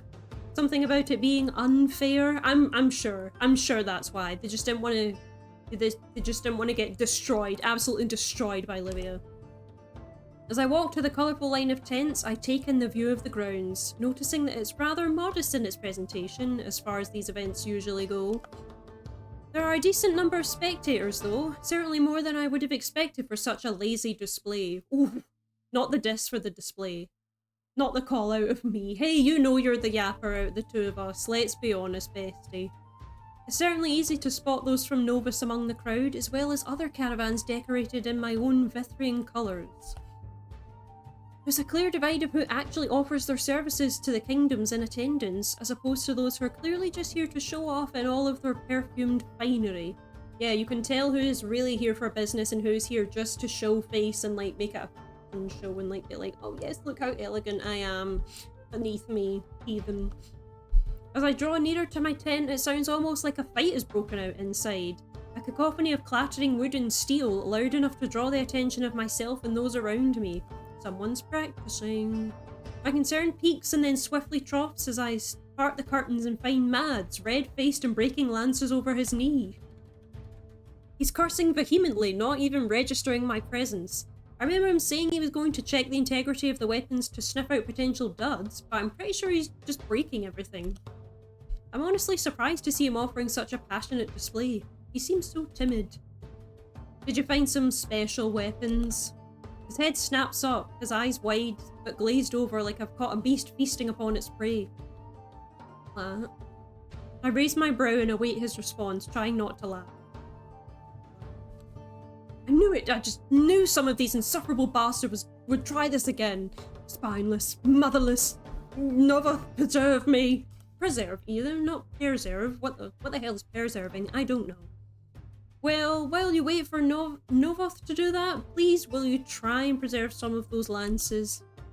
I actually require at least one to be kept intact if I want to win. He exhales sharply, his shoulders sagging at his frustration, as it does the thing. Though the way he's gripping the lance he still has in his clutches is a little concerning, as are the curses still falling from his mouth. And in a dialect I don't quite understand, too. I apologise, my liege. I know it's a mess in here, but I have spared you a weapon. The balance is excellent, very even, and the wood is strong too. Testament to the weaponsmith who clearly cares about what they do. I made sure I pulled it aside from the others to make sure no one else claims it. Thanks, Mads. Giving us the best weapon. I'm shocked there's that many knights who don't play well with others. They don't even win a bloody prize. The prize is bragging rights. Doesn't matter if they're won in fairness or not. They could care less about hard work. That may be true, but don't let them get under your skin. The joust doesn't determine whether a knight is worthy or not. It's just a little play date. Does it not? Yeah, you're still a knight whether you succeed in a joust or not. It doesn't matter, man. Yeah, I'm gonna save though, just in case I fumble the bag. Yeah, you're still a knight. I tried to give him patience in contrast to his impatience. I've never seen him flare to life like this before. Clearly it means a lot to him. Is that how you wish to be recognised? If you fought someone on the field, bested them, had your name upon the viewer's lips, would that calm you? Would you feel validated? Absolutely not. Well, there's your answer. I've seen what you do on a day-to-day basis. Your commitment, how mindful you are of me and others. There's a myriad of reasons. A show is merely a show, but you encompass the values of a knight in true. Be mindful of your own accomplishments and the worth of them. Yeah, you don't need some stupid competition to determine whether you're worthy or not. Just do you and be you, and you're just good enough, you know what I mean? Mad swallows hard like my words have left him parched, and his face heats up in what I'm going to assume is embarrassment. His eyes travel to the ground, staring for a moment at the gravel, and then gives a solemn nod. Thank you, Sarah. I needed to hear that. I've seen so many jousts at this point, and rarely do I partake in them. Even less now that I'm a little older. It's embarrassing to feel so alone in wanting to be a true knight. I see so many nobles donning the armour and rarely following the code of knighthood. The last true knight I knew was Sir Eric, and I know what they say about him, but it's all a bloody lie.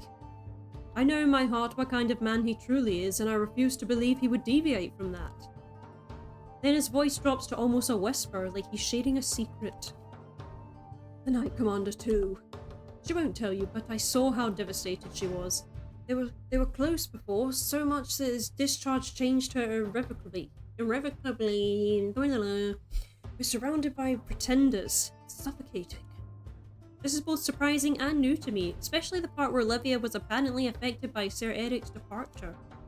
My heart goes out to Mads as well. The frustration of feeling like you're being passed over in favour of those with finer blood and hefty titles is humiliating and demeaning. It absolutely is, man. Like, just because you've got, you know, maybe you're, you know, a line and a royal line and everything else and a title doesn't mean shit, to be fair. A lot of people in power are just mad. I reach out to place a reassuring hand upon his shoulder. I promise it won't always be this way. I know you have the makings of a great knight. Your time will come and I'll do my best to vouch for you. Don't lose faith. His gaze is soft and searching my own, clearly hoping that my words will hold true. He smiles and places a hand upon mine. I appreciate that, more than you could know. May we be the change to the kingdom that drives it forward. Mads makes incredibly quick work of strapping on my armour as always, his fingers deft from doing this countless times. Did you get a good look at my competition? I haven't seen the man for myself, but I hear that he frequents these jousts as often as possible. Sounds like the theatrical type. Theatrical? He nods, giving his work a once-over, testing the straps and fastenings. You might know him, Sir Voland of Vithris. He apparently promises he'll be the next knight given to Novus. His skills are unmatched, or so he says. A few have vouched for him, but I can't say for certain if those claims hold any truth. I can't say that I recognise that name, but maybe seeing his face will jog my memory. Mads shrugs and gives his final approval, shaking my shoulder gently. You're all set. You can head to the grounds now. We'll probably start as soon as you're both present. I'll ready your horse and lance. I give him a grateful nod. See you out there. Jesus Christ, I'm gonna have to come up, but oh Jesus. I hope we don't have to. Crowd outside is buzzing. A low murmur of chatter and shuffling of feet. Anticipation rolls off them in waves, peaking as soon as they spot me exiting the tent. There's a round of applause and some inelegant hollering. Woo woo woo woo woo! But the volume of their enthusiasm is surprisingly encouraging. Though I soon come to realise that the loudest voice isn't from the stands, but from a certain Sir Voland. His gauntlet rises skyward and he yells, looking to the viewers. They respond in kind to his bellowing, though they're still not nearly as raucous as him? Raucous, I think I said that last time. Then I spy Maja, Lucian and Livia and the Vithrin ambassador sitting close together and looking decidedly unimpressed. Livia catches my eye, and even from here I can see the sharp incline of her brow. She rises and holds up her own fist, and the crowd falls silent within the blink of an eye. She got aura. She got aura enough to silence the crowd just like that. Sir Volan's jaw snapped shut. There's a visible standoff between him and Livia, her gaze demanding his obedience. He shrinks like a scolded warhound. Yeah, take that, man. I don't miss the satisfied way in which her lips twist at the sight of it. Esteemed guests, I welcome you here today to take part in our event, a diversion of good faith between allies and comrades. We hope that you are all in good health and that our coming together provides you with the assurance that our friendship is everlasting. Okay, you have to give, like, the spiel. I mean, come on, man, like... Please welcome our combatants to the field, Knight Steelbolt of Novus and Knight Voland of Vithris. Jesus Christ. Applaud rings out once again, but this time the audience shows considerable restraint. Oh, they're like, kind of like, is it like that? Like when you're at Wimbledon or some shit like that? Or is it more like this? You have to do this. The rules are simple. Strike true at your opponent and unseat them from their horse. Should their lance shatter by your own shield, then the same win condition applies. If your horse falls with you and you still manage to knock your opponent off of theirs, then the win falls to you. So if the horse and the person falls, then we're Gucci. As Livia speaks, Sir Volan's squire approaches with his steed and weapon in hand. The young woman hefts an impressive lance and an ornate shield into his hands. Lastly, there will be no bloodshed. The terms of the joust will not result in slaughter. We needn't kill our allies during a show of togetherness. Yeah, I mean, because who wants to be together and then, like, just...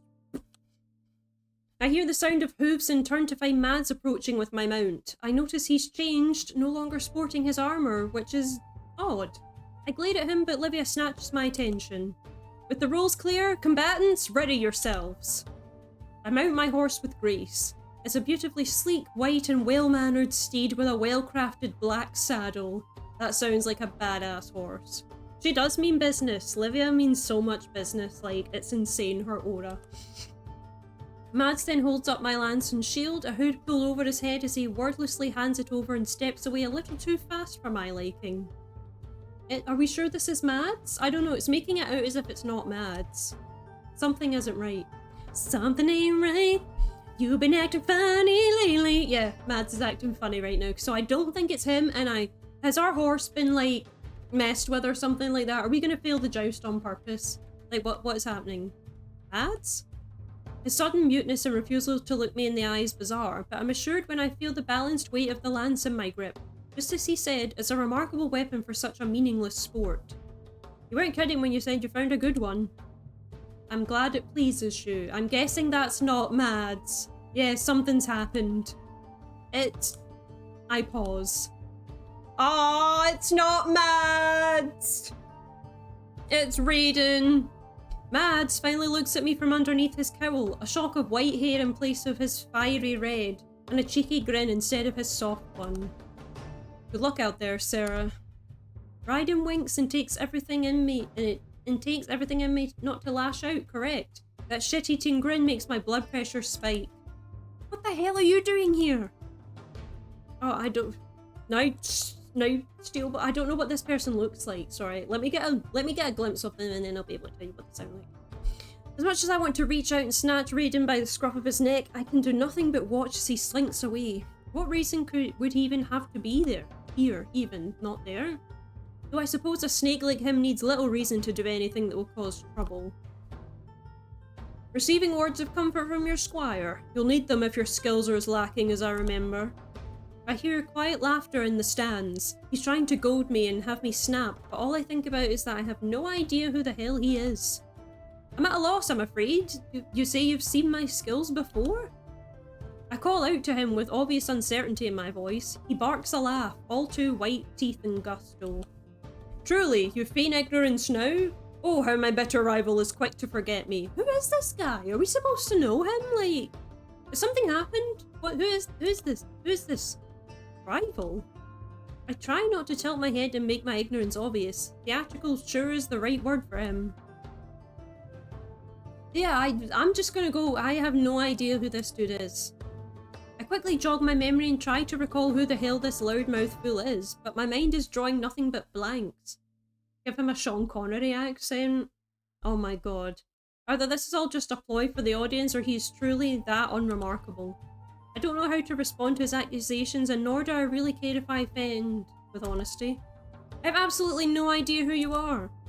Roland huffs an exasperated laugh and waits for me to say more, but his excitement soon starts to fade away once he realises that I'm not about to. A few quiet pockets of laughter rumble in the crowd, and Volan looks a little nervous, offering an awkward chuckle of his own. Ah, so you jest. That old joke turned sour. Fuck me, I'm trying to remember how Sean Connery sounds. He's trying desperately to save face, but I'm having none of it.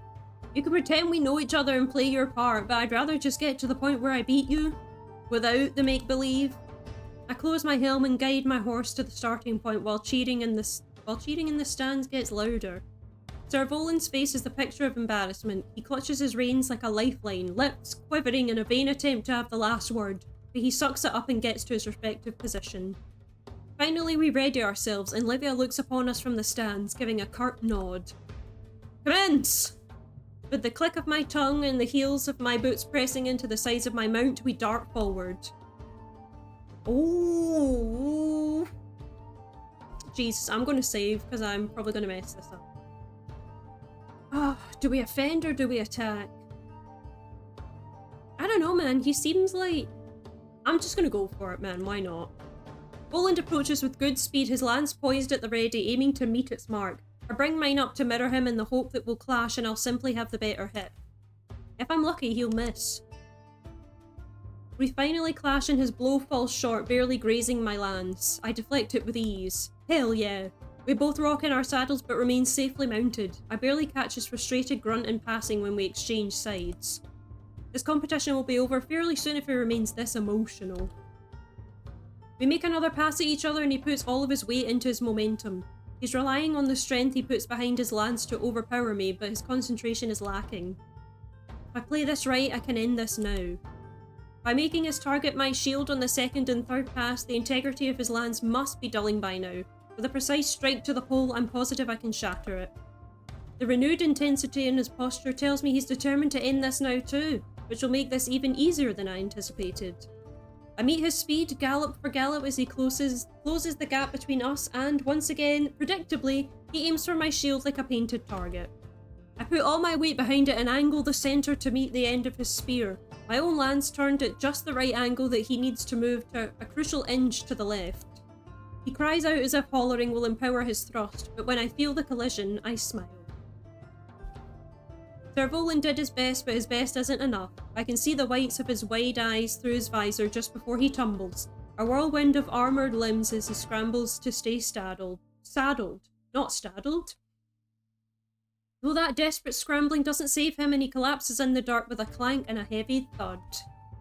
Yeah, we won! Take that, Sir Voland. His steed eagerly untangles itself from him with a grunt and leaves him in its literal dust. The crowd booms with applause and I even manage to spot Livia standing and smiling, her clap loud and enthusiastic. Hell yeah. Sir Voland groans and rolls to the side, trying to get off his back like an overturned turtle. His visor snaps open and he's a panting, dirt-covered red faces met. He glances at the crowd with a wounded look before finally, reluctantly meeting my gaze. I half expected him to go down like a squealing babe, but instead there's a pause, then a tight-lipped nod, and he finally concedes defeat. Maybe he has an ounce of grace after all. There's barely a moment of freedom when I finally leave the arena. I eagerly return to casual dress and I'm swarmed the moment I exit the tent. Eventually I spot Maja looking rather restless in her seat, seeing that as the perfect excuse to tear myself away from the buzzing crowd. I apologise profusely while edging away little by little, finally escaping into freedom. Maja spots and puts a delicate hand over her mouth to hide her laughter, albeit poorly. That was an excellent display of prowess, Sarah. His ego is tender and bruised. She digs it. She digs it. I slide into the seat next to her and exhale, finally relaxing. Or as much as you can relax in the presence of the Grand Archmage. I feel it. It was difficult to avoid wounding it with how large it is. How very true. So many people come here looking to impress the crowd that it ends up turning into a play with foolish jesters running around. Or running about even. Running around, running about, whatever you want to say. I'm surprised to see you here. I didn't think you'd want to attend a mindless event like this. She sighs, her gaze falling to the side. Her fingers seek something to do, smoothing down the perfect fabric of her dress. Didn't want to, no.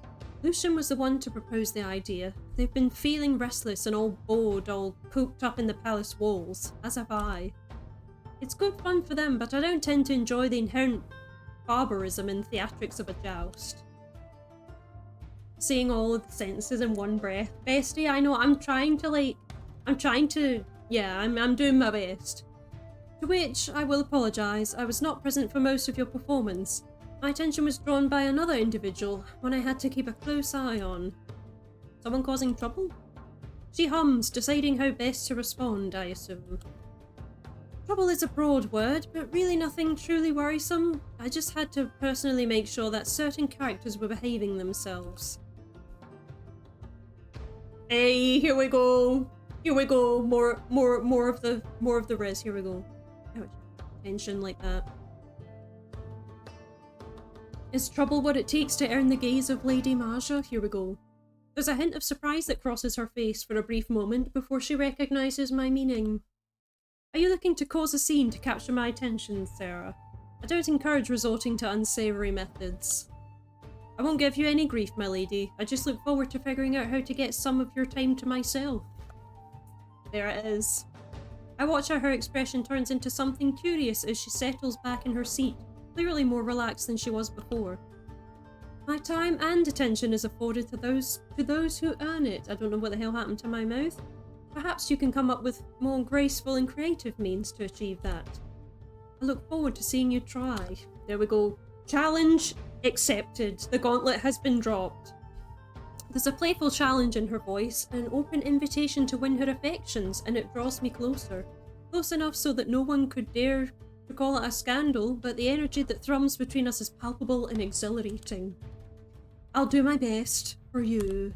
There we go. I'm so thankful for Marja's presence, though I'm not certain about how much longer we'll be able to remain here enjoying this reprieve. I certainly don't plan on watching any other entrants, and as part of me wants to ask Livia how long this whole thing will stretch on for. Yeah, I mean, like, normally when it's like over, when like I'm done, I'm like, let's just go home, I want some tea, like, let me just go, yeah. I done my bit. Sorry, my eyes just decided to go mad. It's all this Lady Marja business, that's what it is. My eyes are becoming too... It's like, what?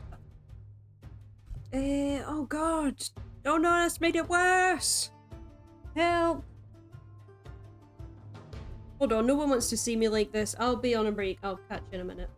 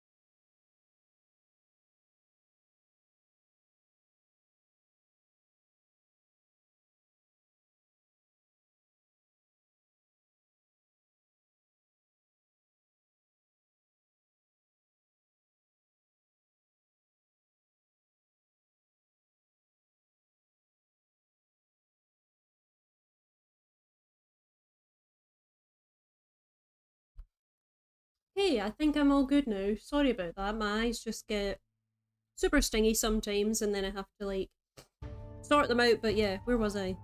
I seek her out in the crowd and find her occupied with someone I don't recognise and try not to deflate in my seat, but Marja has a keen eye and catches it immediately.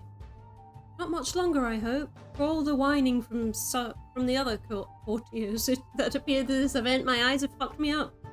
They certainly are making themselves scarce. I suppose it's another nice diversion at the very least. Is it for you, though? Well, no, not particularly. She wrings her hands together, a restless gesture, but she quickly stops when she registers what she's doing. She sighs heavily, doing her best to offer me a smile. It's been some time since there's been any kind of upheaval within the palace, and even then it resolved within almost a fortnight. It's entirely possible my worries are for naught, but it's different this time. No words come out, but she nods gravely. No news is typically good news, but the complete absence of any has me wary. I was going to say awry there, but that's not right. I have no information to work with, almost as though the event never even came to pass. Livia has worked tirelessly to ensure nothing ill befalls us, and I trust her. I can't shrug off this feeling, like a bad omen hanging over us. A bad omen. Those words echo in my mind. I wasn't sure what to make of it before, but she put it into words perfectly. Her hand moves over her heart, a look of apology in her eyes. I apologise. I didn't mean to make you worry more. I spoke my mind too freely. My only wish is to be able to help. Ironic that I tell Livia not to worry, and then I have Lucian telling me I do the very same. You're likely right, but it's commendable that you care as much as you do. Though speaking of the ambassador, where might they be? I haven't seen them since the start. Lucian has excused themselves, to wander around. They did mention finding their own entertainment, whatever that might mean. Feel free to find out. I'm sure they haven't gone far. That sounds just like someone else I know. I'm sorry for the abrupt break in conversation, but I just remembered there's someone I need to find. Maja's smile is patient and kind as always when she shakes her head. No need to apologise. I hope you're able to find them in this crowd. And do try to enjoy yourself. Her eyes crinkle at the corners and I can't help but smile back as I bid her farewell. I step away from the stands and search the outskirts of the arena. It's particularly congested at the other end of the seating area. Nobles rubbing elbows and laughing obnoxiously enough to catch flies. I don't think even Raiden would try to pretend to be one of them. Maybe looking for Lucian will help me find him. They're practically attached by the hip. Or literally, sometimes. I try to search for the tall, unmistakable silhouette but the nobles in this crowd are making it hard for me to distinguish shimmering gold robes from slightly fancier shimmering gold robes. No use, I can't bloody spot them. Yet, the very moment I think that, I see someone deviate from the crowd, heading somewhere behind the tents. I'm certain I've found my target and trail them with a wide berth. Berth, I know I have to say it like that, berth. Berth? Wide berth? Wide berth, not berth. They keep a steady stride, circling around again before disappearing into the trees that line the edge of the arena. I'm positive it's him. I pick up my pace and follow him, doubtful anyone will notice or even care enough to wonder what I'm up to. The tent he's chosen is far removed from everything else, so when I round the corner, I'm not surprised to see him lounging against a tree, that familiar and infuriatingly troublesome grin splashed across his face. So, you found me. You weren't exactly being discreet. His grin widens and his shoulders roll in a careless shrug. I was just trying to be helpful. I'm not exactly sure how good your tracking skills are. I wasn't talking about that. I was talking about that stunt you pulled earlier, parading as my squire in front of a huge crowd. Again, I was trying to be helpful. I take a deep breath before I even attempt to process my thoughts, while also trying desperately not to look at his smug face. He leans forward and tilts his head, grin widening. Feeling alright there? You look a little flushed. Right as rain, thank you. What they say about the members of this guild being nefarious serpents couldn't be more accurate, slithering around biting me in the ass. Why are you here? And in broad daylight too. Are you not afraid someone will recognise you? Raiden jerks his head back quick, almost like he got a whiff of something foul, his lip curling over his teeth.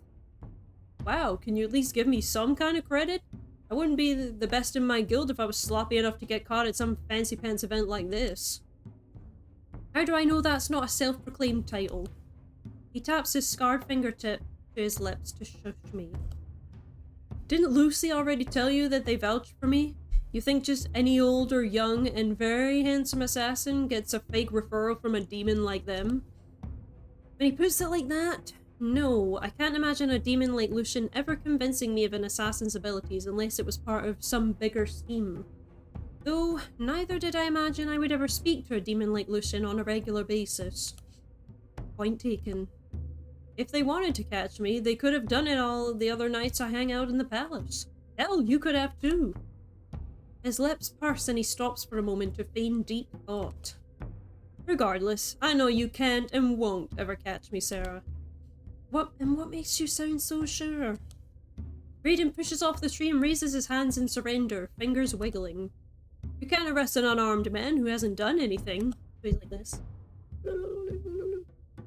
I sneer at him when he says unarmed.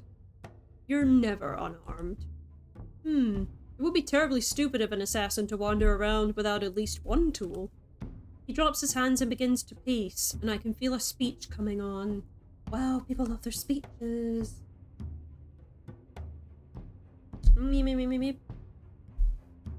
Though you really don't have a reason to take me in, do you? I haven't done anything wrong. Ever. In my life. At worst, my crime is trespassing, and as such as that Ice Queen wants to beat my ass, it's no skin off my nose to sleep in a shitty dungeon for a few days. Which isn't all that terrible when you think about it. Have you ever slept in the den of a dragon, for example? I have, and you'll never sleep as still as that. Like you're dead, basically. But aside from all that, if I have you pegged, you look like the type that couldn't stomach turning in someone without a just reason. It wouldn't be right. He shrugs and stuffs his hands into his pockets, moving back to lounge against the tree with an impish smile. A smile that says he has me all figured out. Don't let him know. Don't let him know.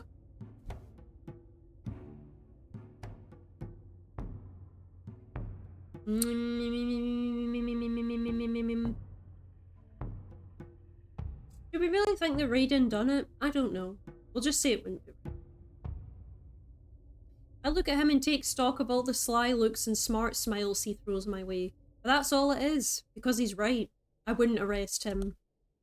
I would never be okay with taking him or anyone in because he's a nuisance.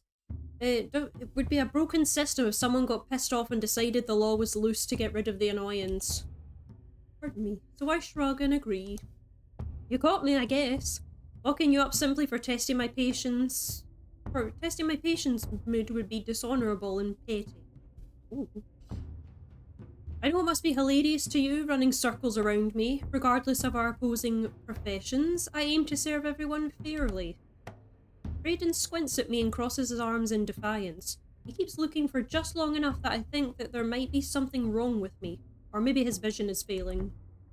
Something I said? Yeah, just... all of it. And... you reminded me of someone else for a second, minus the haze of booze and the scowl on his face. But his name happened to be Eric. Dear God, we're mirroring Eric, dear God. That's the guy. I've known the old man for a while. Had him running in circles around the palace, too. Though I wasn't quite as good at evading big, scary knights back then. His face softens around the edges when he's talking about Eric, like he's thinking back fondly on being caught by him. He's hard as nails. He might be swimming in rum at the tavern these days, but when he served, he was a damn good knight. Yes, he was. Probably one of the few I would say actually gave a shit, other than just prancing around in fancy armor. Maybe you're a good one too, if that little speech made me think of him. Unless you still want to rough me up. Gods above. Raiden doubles over with laughter at my exasperation, clasping his stomach like he might come undone, so he's like... I can hear soft footsteps approaching and I'm suddenly acutely aware of what company I'm keeping. My back straightens and I glare at Raiden and wordlessly tell him to stay put. He quirks a brow at me as if he's ready to defy my request, but he obeys, thankfully. Then a familiar, smooth voice greets us. It's Lucian, it's the partner, it's Lucian! Say hello to Lucian, everyone. Good to see you again, Sarah. Congratulations on your spectacular win. My favourite part was the speech beforehand, though. They're handsomely glamoured once again, and it's hard to look away as they approach. They place a hand over their breast and bow. I'm glad you were entertained. To say it was an awkward exchange would be an understatement. I could tell. The light of the sun illuminated your confusion rather well. Not a confession, you're not confessing to him. I grimace. Grimace from McDonald's. Grimace shake. No, we're not doing that. I tried not to be too obvious. I wouldn't worry about that. I'm certain more people will have the image of Sir Voland rolling in the dirt on their minds for some time. I hear an exasperated huff from Raiden, his posture less self-assured than it was before Lucian came. He looks antsy, wriggly. Lucian inclines her head towards him. Have you something to say? Took you long enough to get here, Lucy. I know you made me wait on purpose. I knew they were meeting up. I knew it. I knew the minute I saw Raiden here, I was like, he's meeting up with Lucian. That's it, that's it. They scoff quietly and Raiden pouts for a brief second before shrugging, pretending he isn't throwing a strop. Pressing matters had me otherwise occupied. Besides, it's not like you couldn't have entertained yourself like you always do. You know how things work, little snake. Ooh, the nicknames. Little snake. Yeah, you could hold one of these stupid events wherever you please. I don't think you would have missed out on much. And I should assume you know everything that I get up to. I know you're terribly curious, but my hands aren't idle just because they aren't upon you. Ooh. Lucian is lacking their fangs when they're glamoured, but their smile packs just as much of a bite, and Raiden shrinks under its effects. Ooh. So what were you up to? Yeah, Lucian, please enlighten us. Mingling. Or rather, drifting from person to person and learning what loose lips decide to share with me. You know what they say, loose lips sink ships, not shrink ships. Jesus Christ. Events like these make it far too easy to learn information that should be held close. The allure of casual in the description translates to laziness. And here I thought you held this because you were bored. I am, though it was still a methodical decision. I just needed time. I had time and a place to arrange all of them together. I don't know. I can't remember Fenris's voice. Two birds with one stone, you might say. A few other like-minded individuals are doing just the same. You might have met them, or dimly have heard of them in passing. Maja's brother? I steal a glance at Raiden and he rolls his eyes, those dark brows drawn together. I feel like I have to give people different accents so that they're not all like one and the same. I know like Fenris is like, he does give Fenris vibes, but I think we'll just give him like this different voice. Please don't act like you think I don't already know about this. Maybe in the future if someone looks like Fenris, I'll give them more Fenris vibes. Lucian shoots him a withering look. Plus, I think it's probably beneficial to give them different voices. I'm having they're in cahoots with each other, so it's probably. Our friend here is trying to have some tact. You should be mindful of the same. Raiden laughs, making a show of being defiant, but he refrains from pressing the issue too far. I doubt Nazir would bring harm to anyone here, but that doesn't mean he's incapable of that. Far from it. Yet my point remains that in a crowd of mostly fools, there are still some powerful, useful individuals here. I haven't forgotten your search for answers either. If you plan on investigating here, then please tread carefully. I hope Raiden was able to glean something of interest for you. Something like that. I told you what I could, and some of your questions are things I can't safely answer, namely for you. They would be different, though just one is deeper. I understand, though. Yeah, I know. I'll maybe give him Fenris vibes later on. We'll see. He might swap like Ford does. Something might happen. So you mean all the dodging and teasing was to protect me? Some of it. Other bits were just fun. But if that cocky attitude comes back to surface, and now it's my time to now roll my eyes. Regardless, I don't think you'll find the answers you're looking for here. What makes you say that? From the sound of it, it seems like you did gain something today. Raiden taps the base of the tree with his foot, still looking miffed, like he's finally at his limit. So, are you going to share with the class what you spent all your time on? Lucian glowers at me. Glowers at me. Though not directly at me, but rather a mutually shared disdain for our whining companion. You're impatient today, aren't you? They approach Raiden in such a way that it's hard to register that they're still glamoured even when I can clearly see they are. They're still much like that familiar demon, flanking, stalking closer to him like he's captured prey. They reach out and drag a knuckle from his throat to the edge of his jaw before pulling away. I can see how Raiden chases their touch when it leaves his skin, and Lucian does a good job of charming this snake.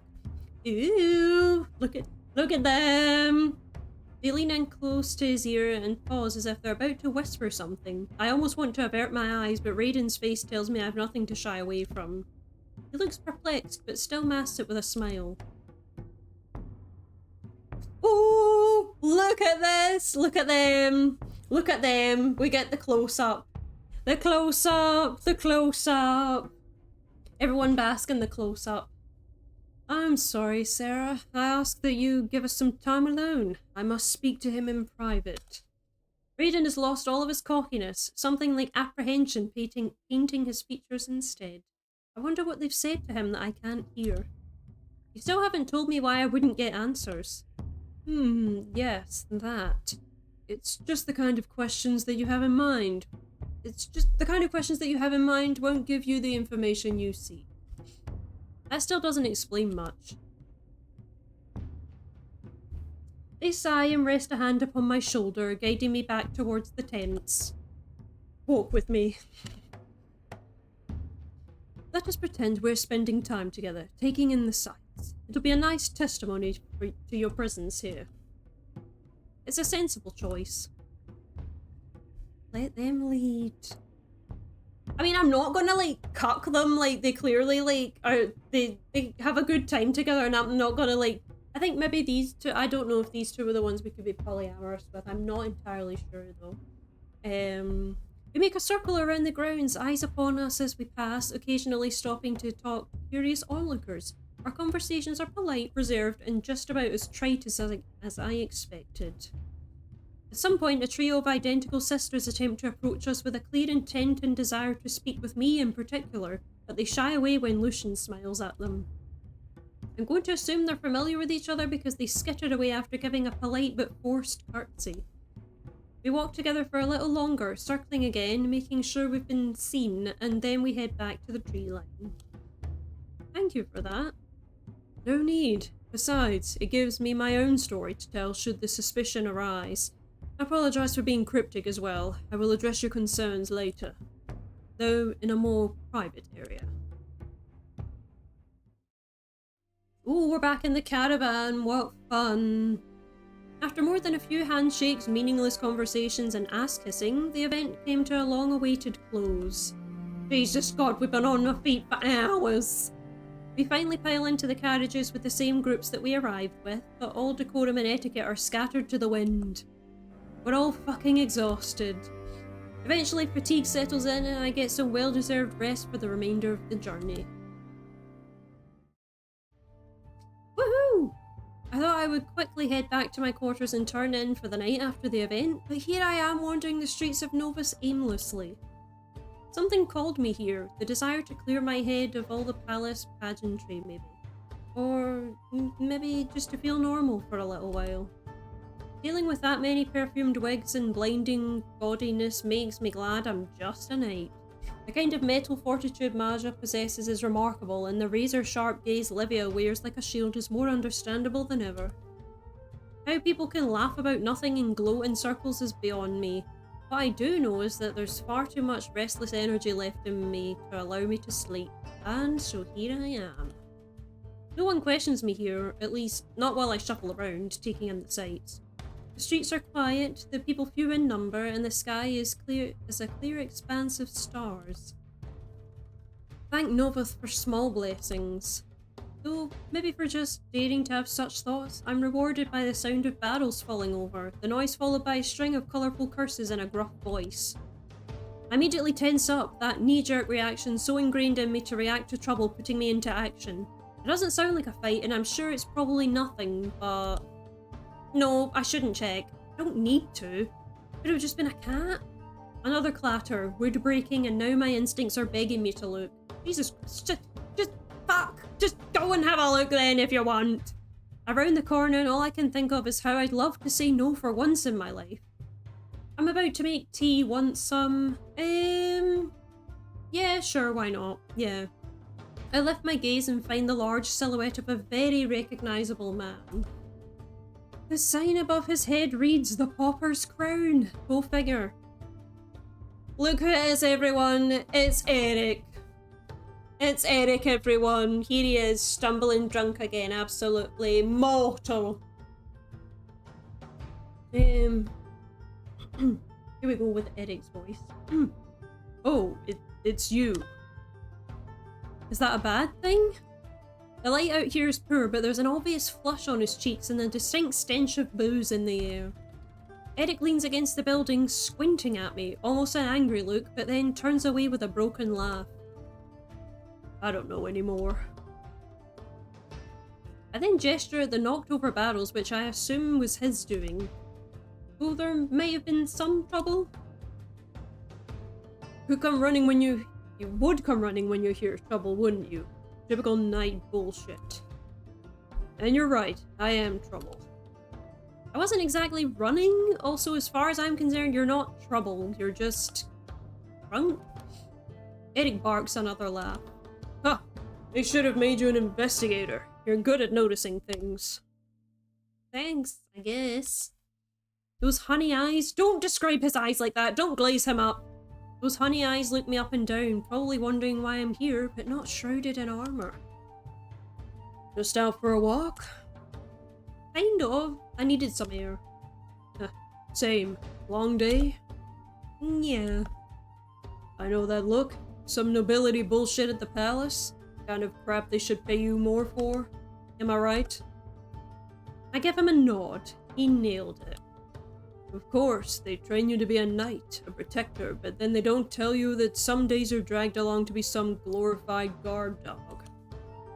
I noticed just how much he's been talking for once. Before it was like pulling teeth. Perhaps it's the drink that makes his tongue loose. I figure I might as well stay for a bit because having a real conversation with Eric is a rare and almost precious thing. I'm keen to know the man instead of the myth.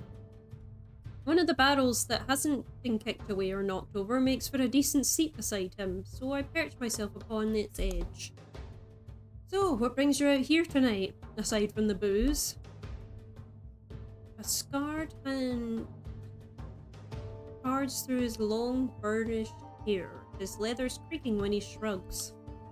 Well, the plan was to just get lost in the swill, but a persistent acquaintance decided to stop by, and every time they come around, they always have to drill me about something. Just did a lot more talking than drinking tonight. He grimaces. They finally left me alone, and now you're here. I've no idea why any of you keep wanting to talk to me. Does that bother you? He shakes his head. Just want to know why anyone would want to be around someone like me. The volume in his voice drops off, his words wavering before he grows quiet. He just looks sad. Is it? I'm not. You guys know who I'm romancing by now. I take a moment to think over what I might say.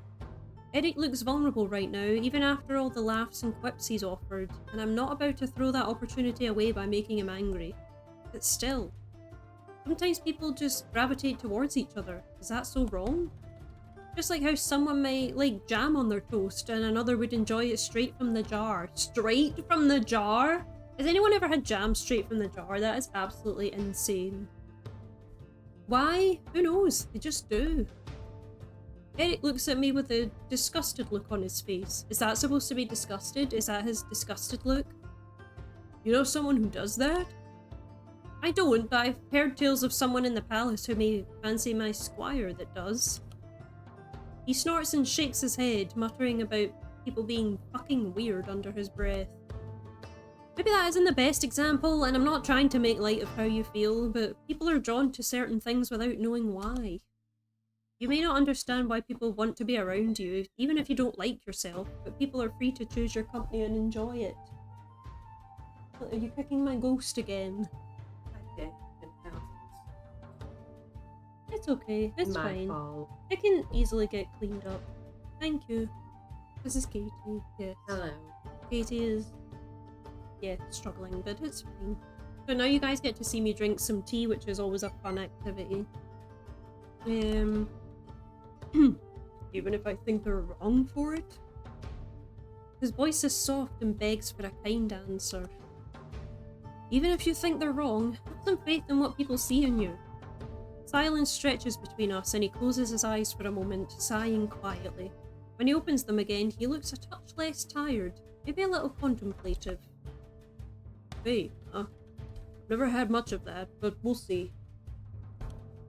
He eventually pushes off the wall with a huff, eyes drawn to the forest. You should probably head back now. It's getting late. Am I taking up your time? No, I mean the streets. They're not safe when it gets this late. You worried about a night wandering novice in the dark? Thank you. It's just smart to be aware, alright? His blush spreads to his ears and I can't help but find his tact endearing. Jesus Christ. Everyone just wants a piece of me, that's what it is, man. What about you? Your cabin is in the woods and you're still out. And drunk. Wouldn't be the first time, and the thieves know not to mess with me. I leave my barrel seat and nod to the tree line. I'm going straight back to the palace, but only after I escort you home. No, don't escort him home, just leave him. Just leave him. Just go home already, I don't need a bloody escort. Are you kidding? I already begin walking off in the direction of the outer perimeter and tilt my head. What was that? You'll have to tell me to my face, come on! I spot his eyebrows knitting together and hear a whispered up. He lumbers behind and I grin, turning back to the path ahead. Jesus. The woods at night are unnerving, almost like the shadows cast around us make things twisted. Branches reaching out like twisted fingers ready to snatch suspecting wanderers.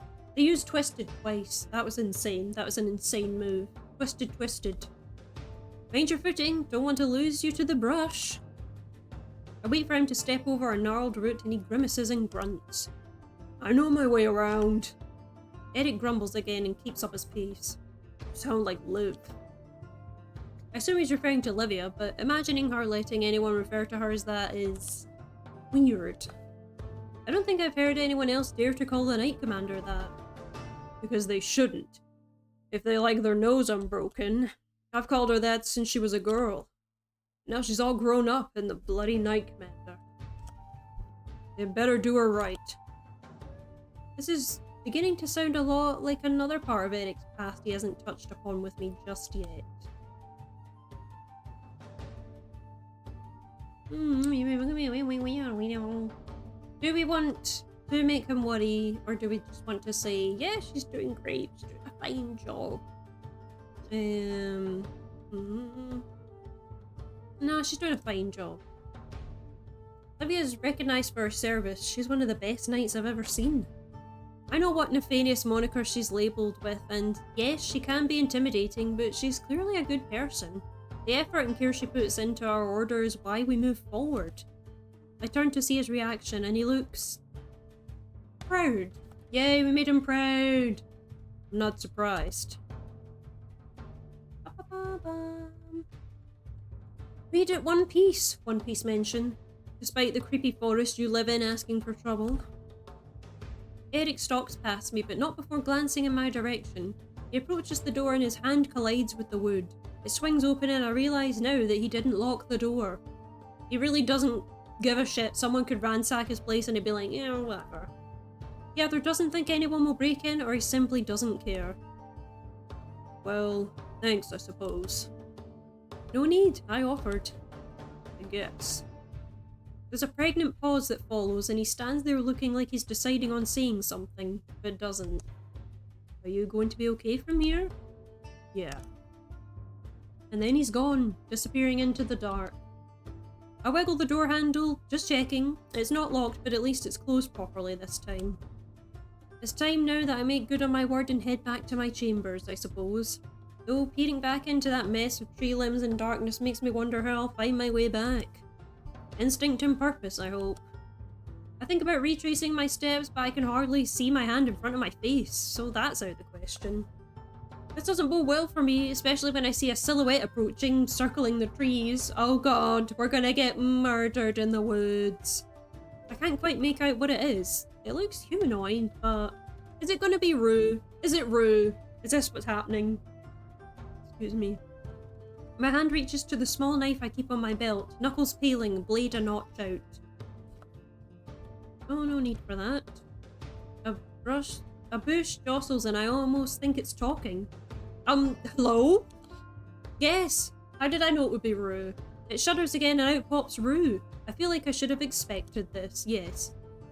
They bounce over, flashing a smile full of sharp teeth, their excitement a notable contrast to the sinister setting that surrounds us.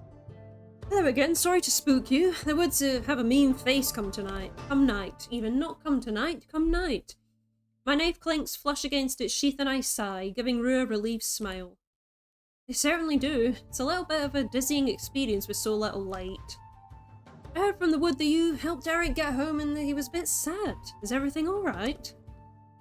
I think he'll be fine, at least for now. I just hope he made it to bed before he passed out. He's fallen asleep on a lot of different things, but at least he's home now, and I can check on him later. What about you? You look a touch lost. I give them a sheepish look. I walked him home with the confidence that I could find my way back. Distracted by a large ex-knight? It happens. Something like that, but he was being stubborn too. He's a very stubborn man, not a button pusher like Bry, but he can still work people up. They're similar in that way. I'm starting to see that now. Their head tilts side to side, their tight curls bouncing. Just so happens that I'm not doing anything at the moment, so I can guide you home if you like, or at least into town. If you plan on passing through again in the future, it might be a good idea to introduce you to the forest. Introduce me? What do you mean? You said yourself the wood is dizzying at night, and you're right. The trees are wary and tend to enjoy confusing passing humans they don't know. So, if I introduce you, you'll have an easier time. So the woods literally have it out for me. Lovely. That'd be much appreciated. I can't imagine I'd be able to fight against the will of an entire forest. You wouldn't. Comforting. When I follow the path they begin to lead me down, it looks far more open and obvious than the one I travelled. We travelled the road we took the road less travelled by, as they say. The forest slowly seems to come alive the further Rue leads me in. Overhanging and reaching branches straightening, leaves rustling their welcome. It's truly a magical sight. I hope you don't mind the detour. It's easier for them if they get a good look at you. Wow.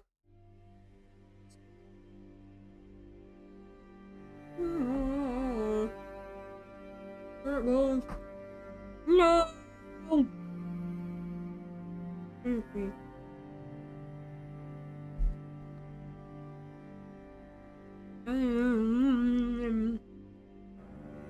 You know what? No one wants to see me eating. I'm gonna go on break really quickly and get these dealt with, and then I'll be back very, very soon.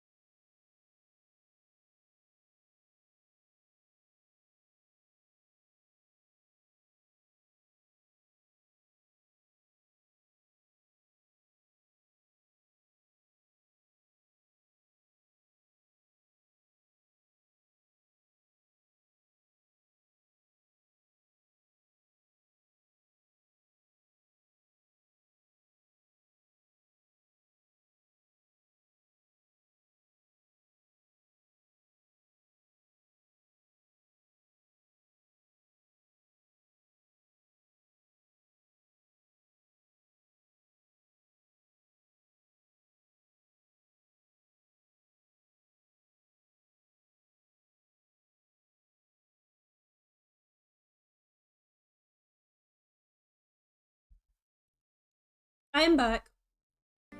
It didn't take too much to eat them. Just making sure. I don't have anything in my teeth because you guys don't want to see anything in my teeth because that's nasty.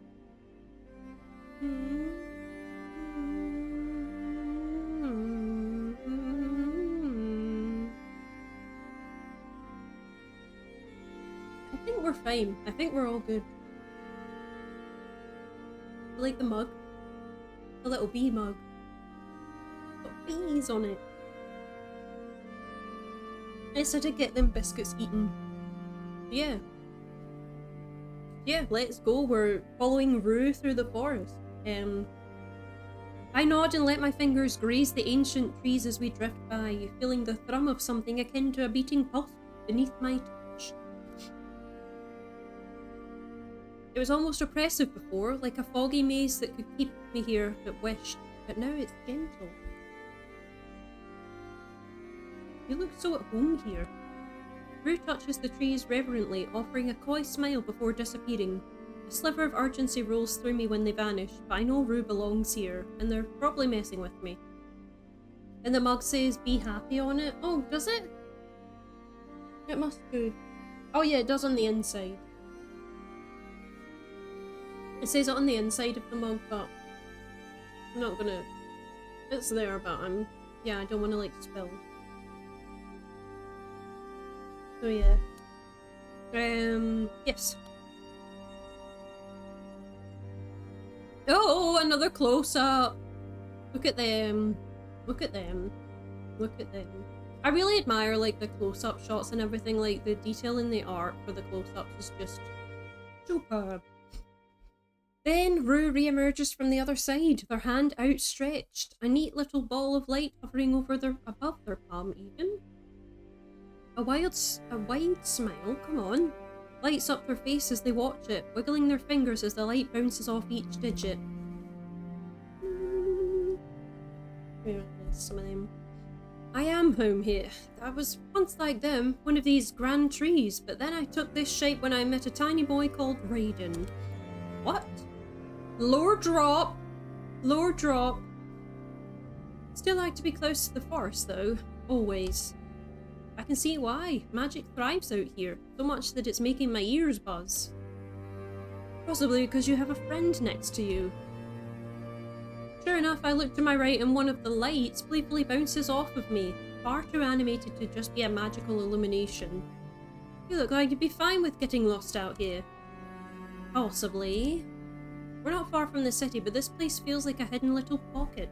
Something peaceful away from the worries of the world.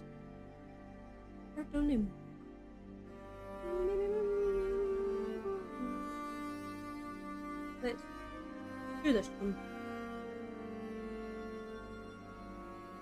Staying in a place as wonderful as this, it'd be so easy to forget about everything else. It's beautiful.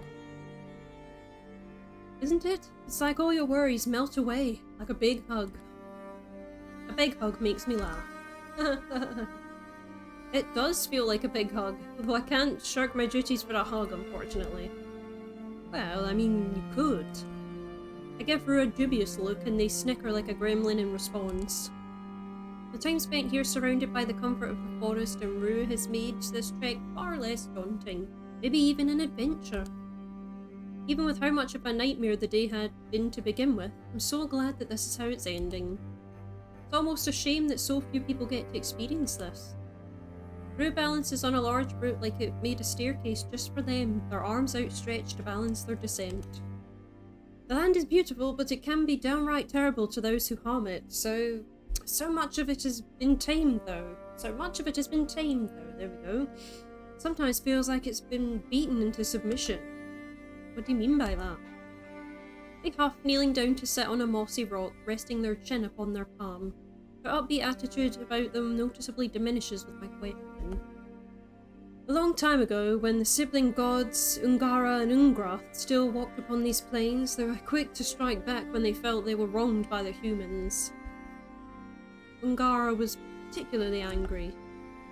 He said that he hunted to take his tributes, that it was in exchange for the price of what humans had taken from his lands. He took lives to give balance, but sometimes he took too many. I can understand why he was angry. The land isn't as alive with so many people using it. Isn't as alive with so many people using it, abusing it even. It feels muted, the very life of it sucked away. They're not all bad, I know that. Humans can be good, but he was too blinded by anger. If not for his spouse, the hunts would have continued to this day, or so they say. Is that supposed to be me? Yes, they nod, a touch less grim now at the mention of his fey lover. They calmed his wild heart, but even then there was nothing. So much quiet. I don't know what happened to either of them, but that's when magic began to leave the land. Codex entry unlocked. We got some lore! Being so omnipotent, why would we even begin to understand the reasons, if they even had any? Maybe. I know some claim that Ungrath still walks on the mortal plane, that the hunted towns rife with ghouls are penance for our great crimes. I don't know if there's any stock in that, but as you said before, the land can be frightening. Rue shudders and wraps their arms around their middle, hugging themselves tight. They look pensive, eyebrows pinched, sympathy pulls in my gut at the sight. Can't help but feel a little guilty that I initiated such conversation. Oh no. I'm sorry, I didn't mean for that to take such a somber turn.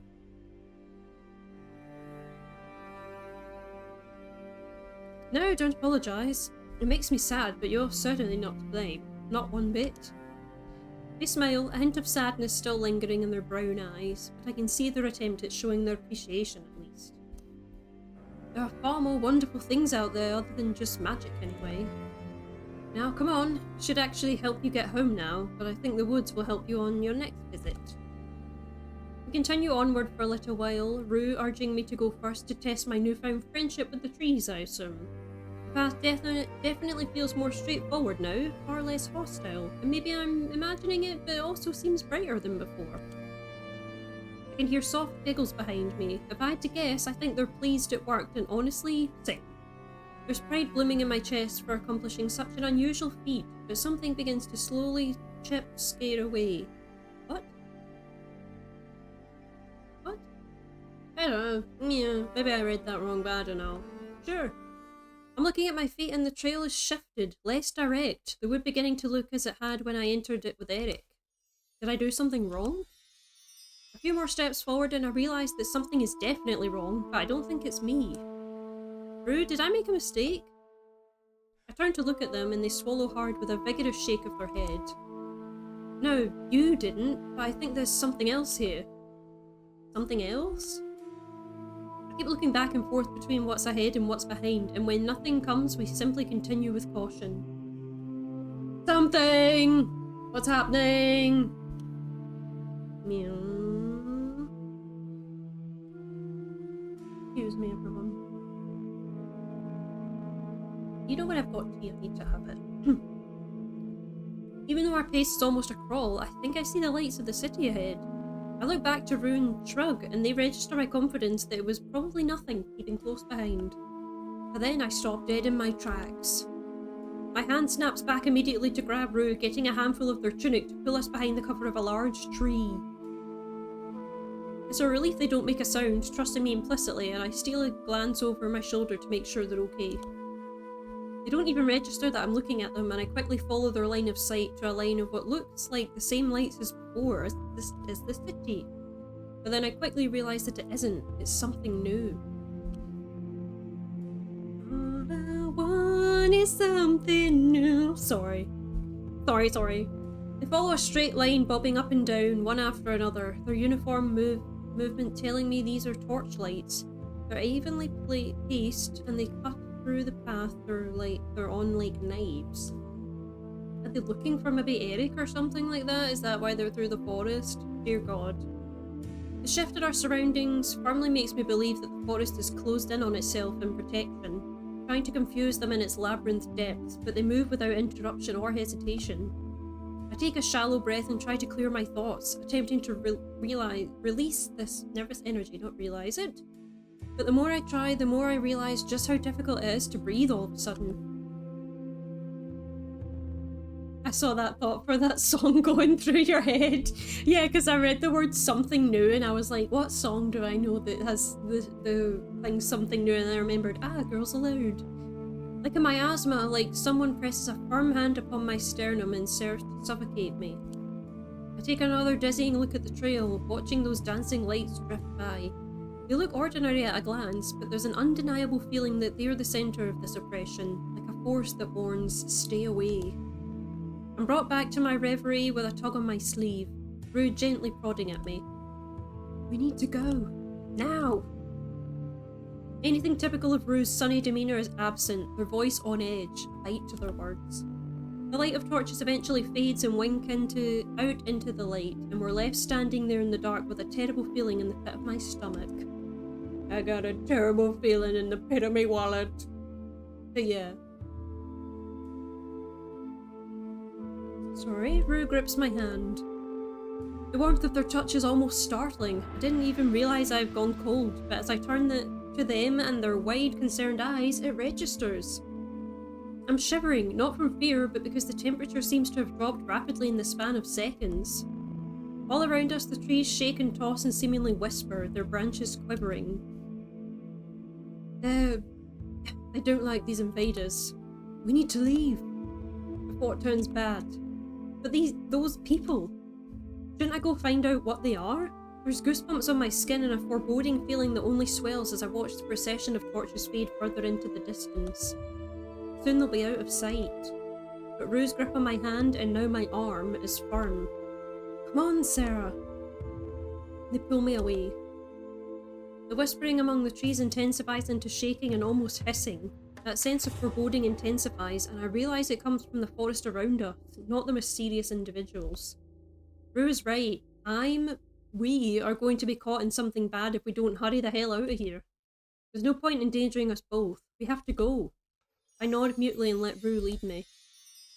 They pull me by the wrist through the trees, their steps unerring, despite the sense I have that the forest no longer cares that we aren't enemies now anymore. We walk for what feels like a long time, Rue shivering as much as I am, huddled together for warmth, and despair is just beginning to sink in when finally we break through the tree line. Woohoo! There's a familiar path not far away, illuminated by moonlight. In the distance, welcomingly near, looms Novus. My knees feel weak with relief, but I shake it off and turn to Rue. They're not looking so good. I didn't think they'd be out here like that. Her eyes wide, turned back to the forest, their long ears drooping. I didn't think they'd be out here like that. Saying it twice for good measure. Rue, concentrate, please. Who are they? Why does the forest react like that? But Rue only stares at the ground, winding their arms around themselves. Winding their arms around themselves. I can't tell if they're shaken or thinking, more likely the former, I think.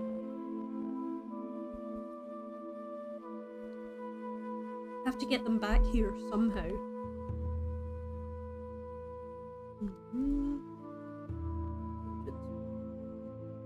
Rue is freaking me out, honestly, but if both of us lose our nerves here, it won't do. I grab their shoulders and give them a gentle shake, hoping it would be enough. Rue, hey, look at me! Rue blinks, but then obliges. It's almost too dark to see their face clearly. I only have the impression of their wide eyes on me, the gleam from them a product of the moonlight. Focus, alright? They're gone. Nor would I have let anything happen to you. Love watching your reading skills throughout this playthrough. What do you mean? What do you mean? Is it because I fumble some sentences? I'm good at the big words though. I feel like I'm proud at the big words. I'm really good at that. Rue blinks again. Then I feel their shoulders relax beneath my touch. Giving Rue one last reassuring squeeze, I let go. You sound like you know who those people are. Not personally. Rue picks nervously at their sleeve, eyes darting back to the forest. It makes me wonder if I shouldn't go back and summon the guards. Damn. And it's been a long time since I saw them at all. The forest reacts the same every time they're around, so I never come close enough to see. Fumble! Fumble! No doubt about it! No doubt about it! Yep, that's me. Yep, that's me. That's probably a smart choice. Rue smiles at me like they're grateful for the reassurance. Can't imagine why. Then their grin turns cheeky. A bit cheeky. That doesn't mean others don't see them. Rue wanders to the closest tree and lays their hands on the rough bark. Their eyes slip close, brow furrowed in concentration. I watch them for a moment, then look around uneasily, as not to let my guard down. They're travelling deeper into the trees. Rue's brown eyes open and they look up at the sky, worried. Shrouded from the woods. Can't ask any more without the spirit of the forest getting mad. That's a useful trick. Rue beams at me, their good mood seemingly returns somewhat. It's one good thing out of the circumstances, but there's still the mystery of those torchlights. Can you see any details about them? I'm afraid not. It's not like trees have eyes. They don't perceive things like you do, like I've learned to. Rue points at their eyes with both hands, like this. Points at their eyes, and then sighs and ruffles their hair. They put their hands on their hips, lips pursed in thought. I mean, if it's any comfort, it's not the first time I met those guys. Question? Rumour says they're usually... how do you say it? They wiggle their fingers. You know, when there's an entity, and you work for that entity. Are they like... I don't know. There's an entity and you work for said entity? Criminal thugs? Criminals? Thugs? That wouldn't explain why the forest seems to hate them so much when it's only somewhat agitated with me, but it's a safe and normal assumption. Somehow I doubt it though. Too easy, too convenient. Not to mention most criminals I know would drop their goods in their trousers and run for the hills as soon as they hear bushes rustling without winds. Not these, they clearly knew how to navigate hostile nature. The thing you do with gods. Those are what the people were, Those are what the people were to whoever it was that, you know. At least I think so. It's the only thing that makes sense for me. Their face falls again, pensive as they speak. Rue's fingers return to their sleeve, fidgeting. Meanwhile, I feel like someone slipped something cold down my shirt. Cultists?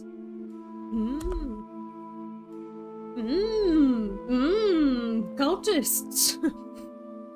Small, typical niche religious organizations, or at least they worship something, whether real or not. Magic is sometimes mistaken for divinity after all, though I somehow don't think there would be any way of mistaking those things in Errantis. What's the law of this land on cults anyway? Suddenly, yeah, I was going to read that twice. Suddenly I don't feel so safe standing here in the dark. Anyhow, it's late. We should head back before something really unfortunate happens. As I say so, clouds roll over the moon, plunging us further into gloomy darkness. It's a good reminder. Rue is silent for a moment before sighing. I'm nodding, but I don't think you can see that. Come on, let's go home. I feel the back of their hand brush against mine, a gesture, seeking or giving, of comfort, and I smile at them instinctively before remembering that they probably can't see it either. Rue snaps her fingers and a pale fey light blooms into existence between us, then it glides away towards the city. We follow its glimmering light in silence, walking as fast as can be called walk.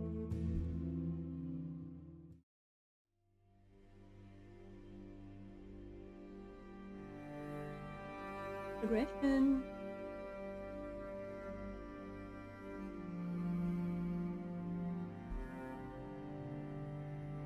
But let us save. Look at all these slots I'm filling up. The garden is mostly empty, a fact that I'm glad for, because after the sleep I got last night, I don't think I'm in any shape to be social.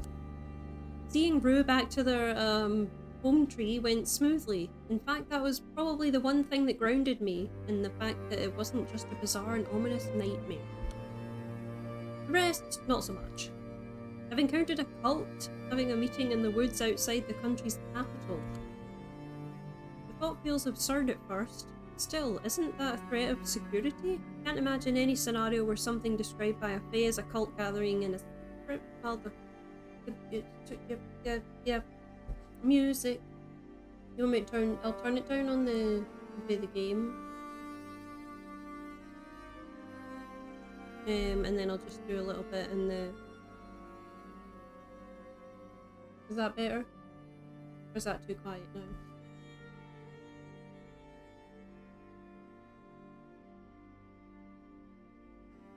Just let me know.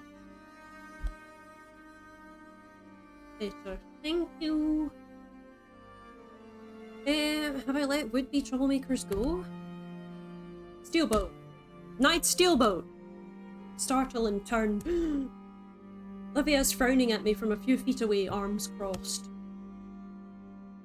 Uh-oh. What have I done? I quickly salute, hoping it's not too sloppy. Sloppy. Commander Vasile. At ease. Livia seems to hesitate, which feels strange for her by itself, but then she straightens her back, something I can hear by the shifting of her plate armor, and walks towards me. There's such carefulness in the way she approaches that I can't help but chuckle. Hee hee. What am I looking like that you treat me like I'm about to spout? What the fuck is that sentence? What am I looking at? What am I looking like that you treat me like I'm about... I have no idea what that sentence is. I'm so sorry, my brain is not computing that sentence just now. What the fuck? Her brows knit at the question as though both should find it queer. Both of should... Yeah, what the fuck are these sentences? These aren't making sense in my brain. There's no hiding that watchful and perceptive gaze. Troubled. Which is troubling. What's on your mind? Yeah, I'm just gonna straight up ask her. Why not? What's the policy with cults around here? Might as well then. Who else better than Livia to hear this? Though maybe I should have just talked to the watch. No, we talked to Livia because she's the one in charge and she knows shit that's going on. What's the policy about cults here in our fair city? Livia's eyebrows knit sharply. Oh Jesus. She crosses her arms again and gives me a suspicious look, and I feel the immediate need to raise my hands. Rest assured, I'm not looking to obtain membership with any Knight Commander. Yeah, I'm all good, thanks. I'm just looking for stuff. I might have encountered one yesterday night. Maybe or not. Maybe. Livia looks away for a moment then, as though thinking before she... Yes, I'm reading these so wrong. Livia looks away for a moment then, as though thinking before she turns back to me with her brow knitted. Why have they put a comma in there? This is the sentence structure. So, a cult? Do you know anything else about them? Unfortunately not. I should have come closer for a better look after all. I suppose that's what's left me troubled. I think I witnessed something strange and did not go investigate myself. But the Knight Commander is shaking her head. Livia turns off the bed as though thinking before turning back to me. That's what I thought it was, but like... Yeah, Jesus Christ, none of these sentences are making sense in my head, so... Jesus. And if you had gotten maimed, or worse yet, killed? I don't take you for a coward, Knight Steelboat. I trust your judgment in not having pursued something that could have endangered you needlessly. Thank you, Knight Commander. Livia nods once, decisive.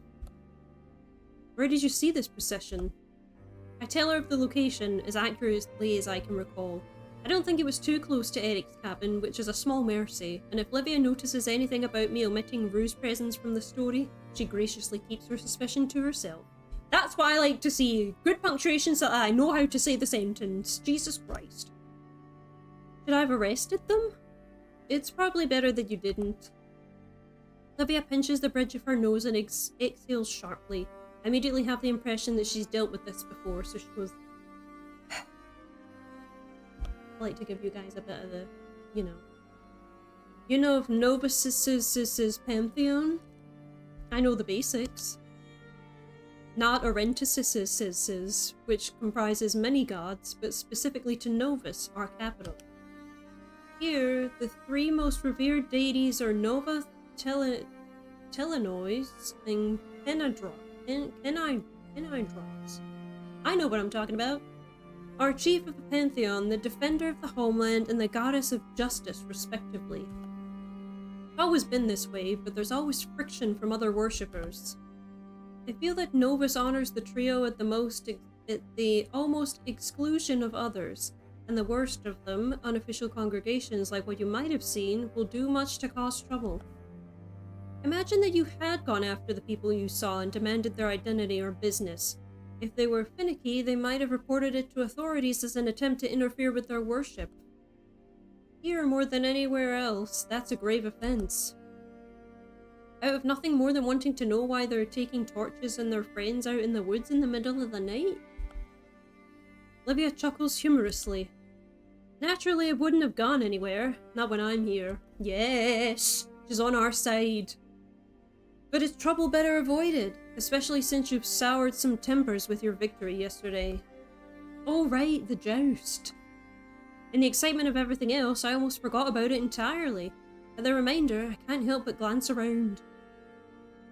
Who's souring me? Rest assured, I won't tolerate peeping Toms. Oh, I can see you're still uneasy. Is it that obvious? Livia says nothing. She only tilts her head and studies me for a long moment. Just before it can turn uncomfortable, though, her shoulders seem to relax. Morning is still young. Will you spar with me? I beg your pardon? I'm sorry? Livia gives me a look, already walking away. I have no choice but to follow her. Are we actually sparring, or is she like taking us somewhere that we can like... Oh no, it is a training field.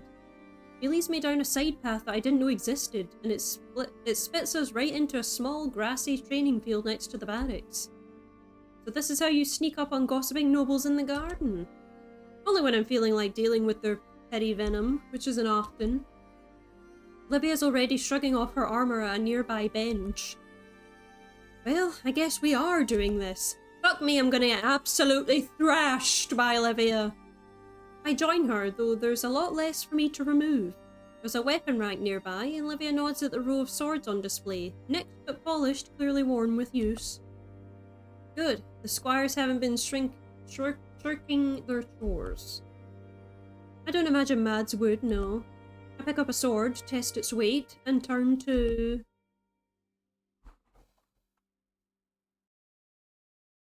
Oh! Oh. Jesus. Is something the matter? Jesus. Jesus Christ. Jesus. I'm making no comment. You certainly look ready to beat someone up. Yeah, sure. I'm sure, yeah, that's definitely what she looks like, yeah. Yep. Pause, yeah, I know, yeah. You certainly look ready to beat someone up, Knight Commander. Stop this. Stop this. I mean, I'm not surprised she's the Knight Commander, you know, you have to keep in shape, but like, my god. Didn't expect it. It was going to be the training dummy who suffered my wrath today. Livia takes her place on one side of the small training field, nodding at the two dummies behind her. She turns to me and smirks. But I can't say that I don't welcome the thought of someone less defenseless testing their mettle with me instead. I thought you were against flattery, Commander. I raise my sword to a basic starting form and she does the same. I know, I can't be swaying. I can't. I'm firm in my beliefs. I'm fine. What was that? This just went down my throat. Hey. Alright, I'm going to save just before we spar because I have a feeling I'm going to get my ass beat. Call it fate. Prove it well placed, Knight Steelboat. She lunges. Jesus! I catch her first thrust with the flat of my sword and deflect it, but the sheer force behind Livia's attack pushes me a step backward. My eyebrows shoot up. I know she's strong, but not this strong. I mean, she has to be. She's a Knight Commander, man. She's not going to be a weakling. Distraction proves a mistake, however. Livia pushes her advantage, her teeth bared in a snarl, and I have the split-second vague sense that I'm in mortal danger before my own sword twists painfully in my wrist and I have to drop it. No! It falls to the grass with a thump, Livia stepping back. No, not the close-up! No! Okay, at least it's still on the face. You're distracted. Or are you just admitting defeat? I wouldn't dream of it, Knight Commander. Pay attention. Pay attention. Pick that sword back up. We have to do this. Livia grins, all teeth and gleaming eyes. As much as she's going for my metaphorical throat, I can't help but feel that her excitement is at least a little infectious. Then let's get back to it. Jesus Christ. Yeah! The second bout goes better for me. Livia doesn't get the chance to disarm me again, at least, but there's a very real amount of danger behind each of her strikes that force me to pay complete attention, or else. We dance our ways across the small training ground. My arms ache with the force of our deadly waltz, but I'm pushing back. I have no choice. It might just be a sparring match, but Livia's relentless pace tells me losing will have a dire consequences. Words! We part again and she laughs, throwing her hair back. Her grin is wide and fierce.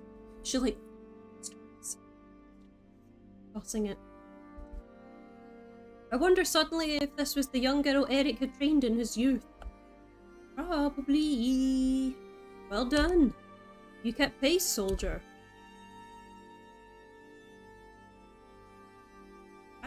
She's not terrifying. She's intimidating. But yeah, I can do much better than that. Yeah, I can do much better than that. Bring it on. Bring it on. Oh yeah, you don't want to mess with this. I'm doing it. I'm doing it. We're going, Livia. You and me. I take the initiative this time, slashing a wide arc at her side. When she moves to parry, I take it back and follow the feint through with a jab at her thigh instead. Livia moves fast enough that it barely grazes, then knocks my blade away. She staggers back a step and I let her go, which is a mistake. A split second later, she's recovered and is hurtling towards me again. Our blades meet with a deafening clang, the shock of it jarring all the way down my arms. You look like a weak twig. I know, look at me like that. One mess with me like that, I know. It's hardly intimidating, man. I mean, I'm not the most intimidating person, to be fair, so yeah. I would get beaten so quickly. And then Livia twists gracefully, her pummel going straight for my chin. It stops right before it can crack my jaw, and we hold there for a moment before Livia steps away again. I don't want to break my jaw. The blade of my practice sword slides away from where it would have split her left side open. That would have been a costly victory. Well done. You really go right for the face, don't you? I do whatever hurts. Commander Vasile, I don't know who this is. Commander Vasile! Commander Vasile! Wow. The sound of Livia's name forces us to a stopping point. Livia glances in its direction, a deep frown marring her face. The person it's pointed at immediately shrinks a little. Sorry, I didn't mean to interrupt. No, it's alright. Maybe I shouldn't have been the one to say it, considering it wasn't me he interrupted specifically, but I glance at Livia anyway and quickly, almost subconsciously, take a half step towards Maddox, wanting to cover him from her sight just a little. I shouldn't have worried though. Livia's irritation is melted away the moment she realises who it is. The mask is slotting back into place, one of impassive focus. Did something require my attention? Some of the senior knights want to talk to you. Maddox shifts back. How dare he interrupt you? I know we were sparring, we were having a good time, we were bonding. The girlies were bonding. Maddox shifts back and forth on his feet for a moment before he adds the rest. They're waiting just beyond the garden, near the chapel. They, want to consult you about a matter, but won't tell me what it is. Livia's eyebrows draw together immediately, and it's like a thundercloud sprouts over her head. Before I can ask her what's wrong, she already hands me her practice sword. I apologise, Sarah, but I better go see what it is. Shall I go with you?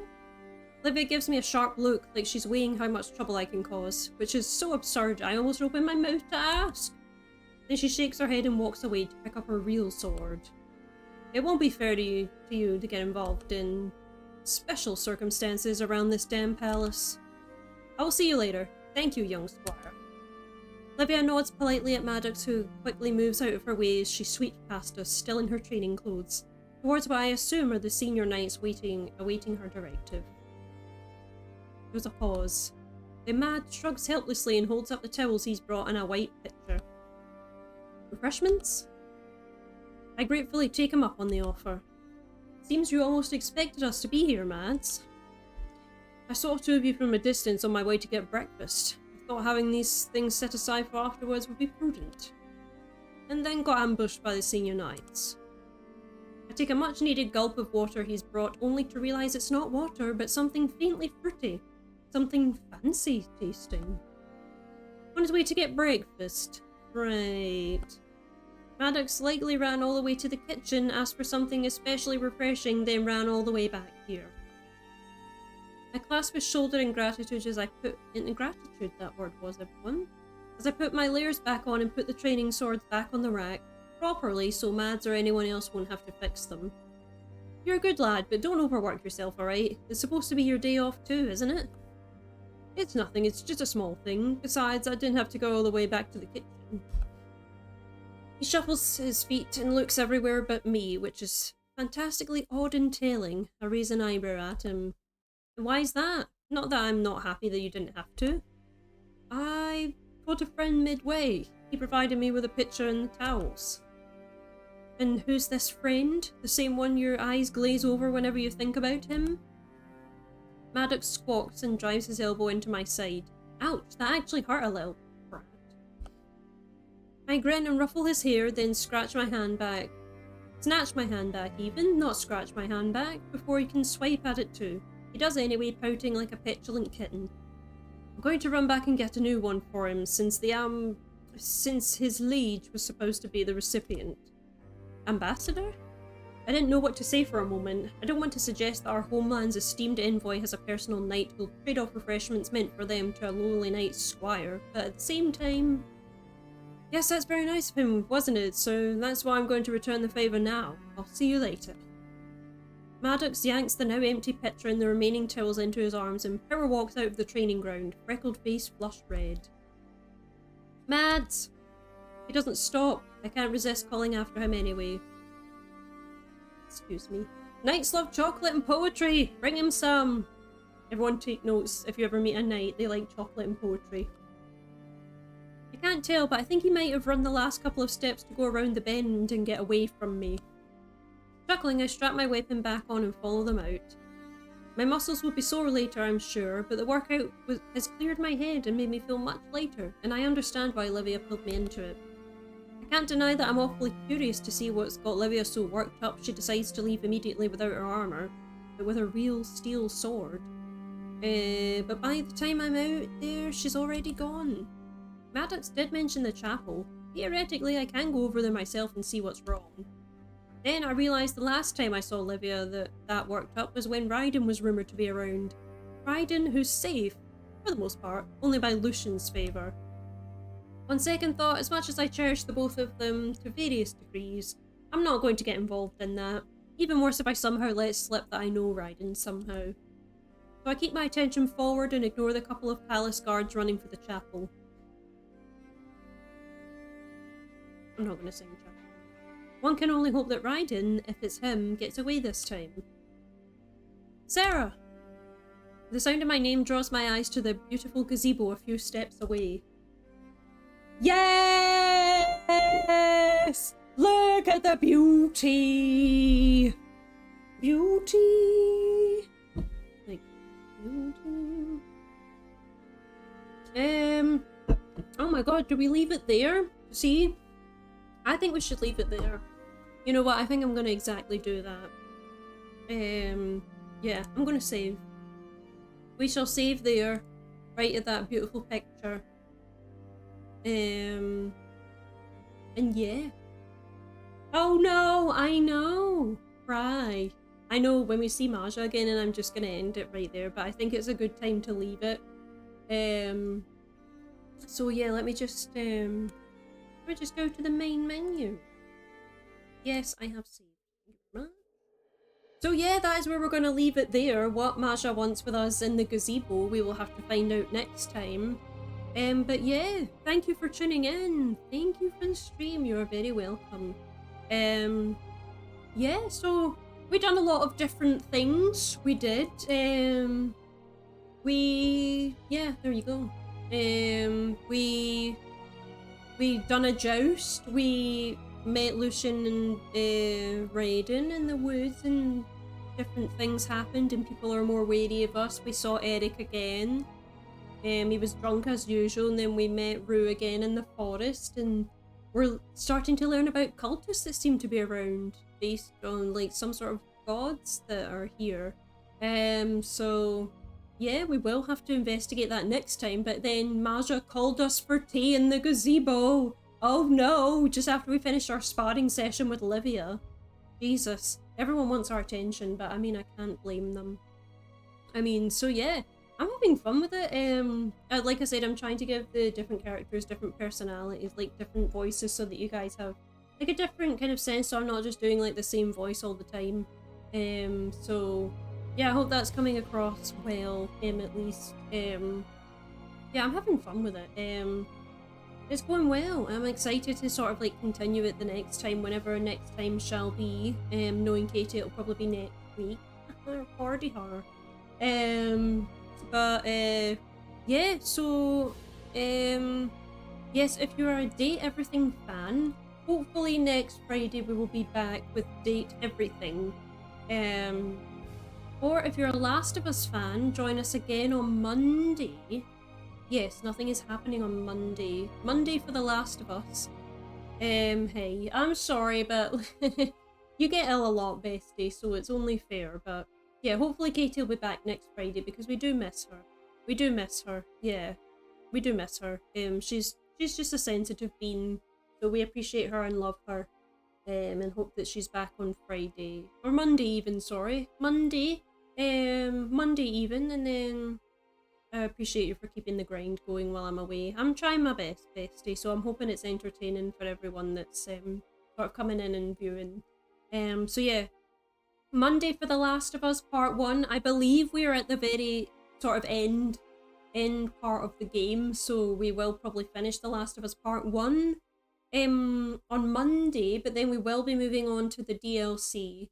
I think it's Left Behind, if I remember the name right. Yeah, we will be moving on to the DLC on Monday. Not Monday, but like after the following week, after we finish The Last of Us. And if you like Date Everything, tune in again on Friday, hopefully, where Katie will be back and we can play Date Everything. Or, you know, sneak in some more Errant Kingdom. No, I'm kidding on. I'm kidding on. If Katie's here, it'll be Date Everything. So yeah, join us for one, join us for both, join us for neither, is completely up to you. But yeah, thank you for everyone that came in, and if you came in and then left, or if you stayed throughout the whole thing, I appreciate it very much. If you left, or if you're just having a lurk, it is very much appreciated. So yeah, I think that's everything. Yeah, I don't think I've forgotten anything. So yeah, thank you guys so much for watching. Hope you enjoyed this as much as I did, and we'll see you in the next one, hopefully Monday. Bye bye.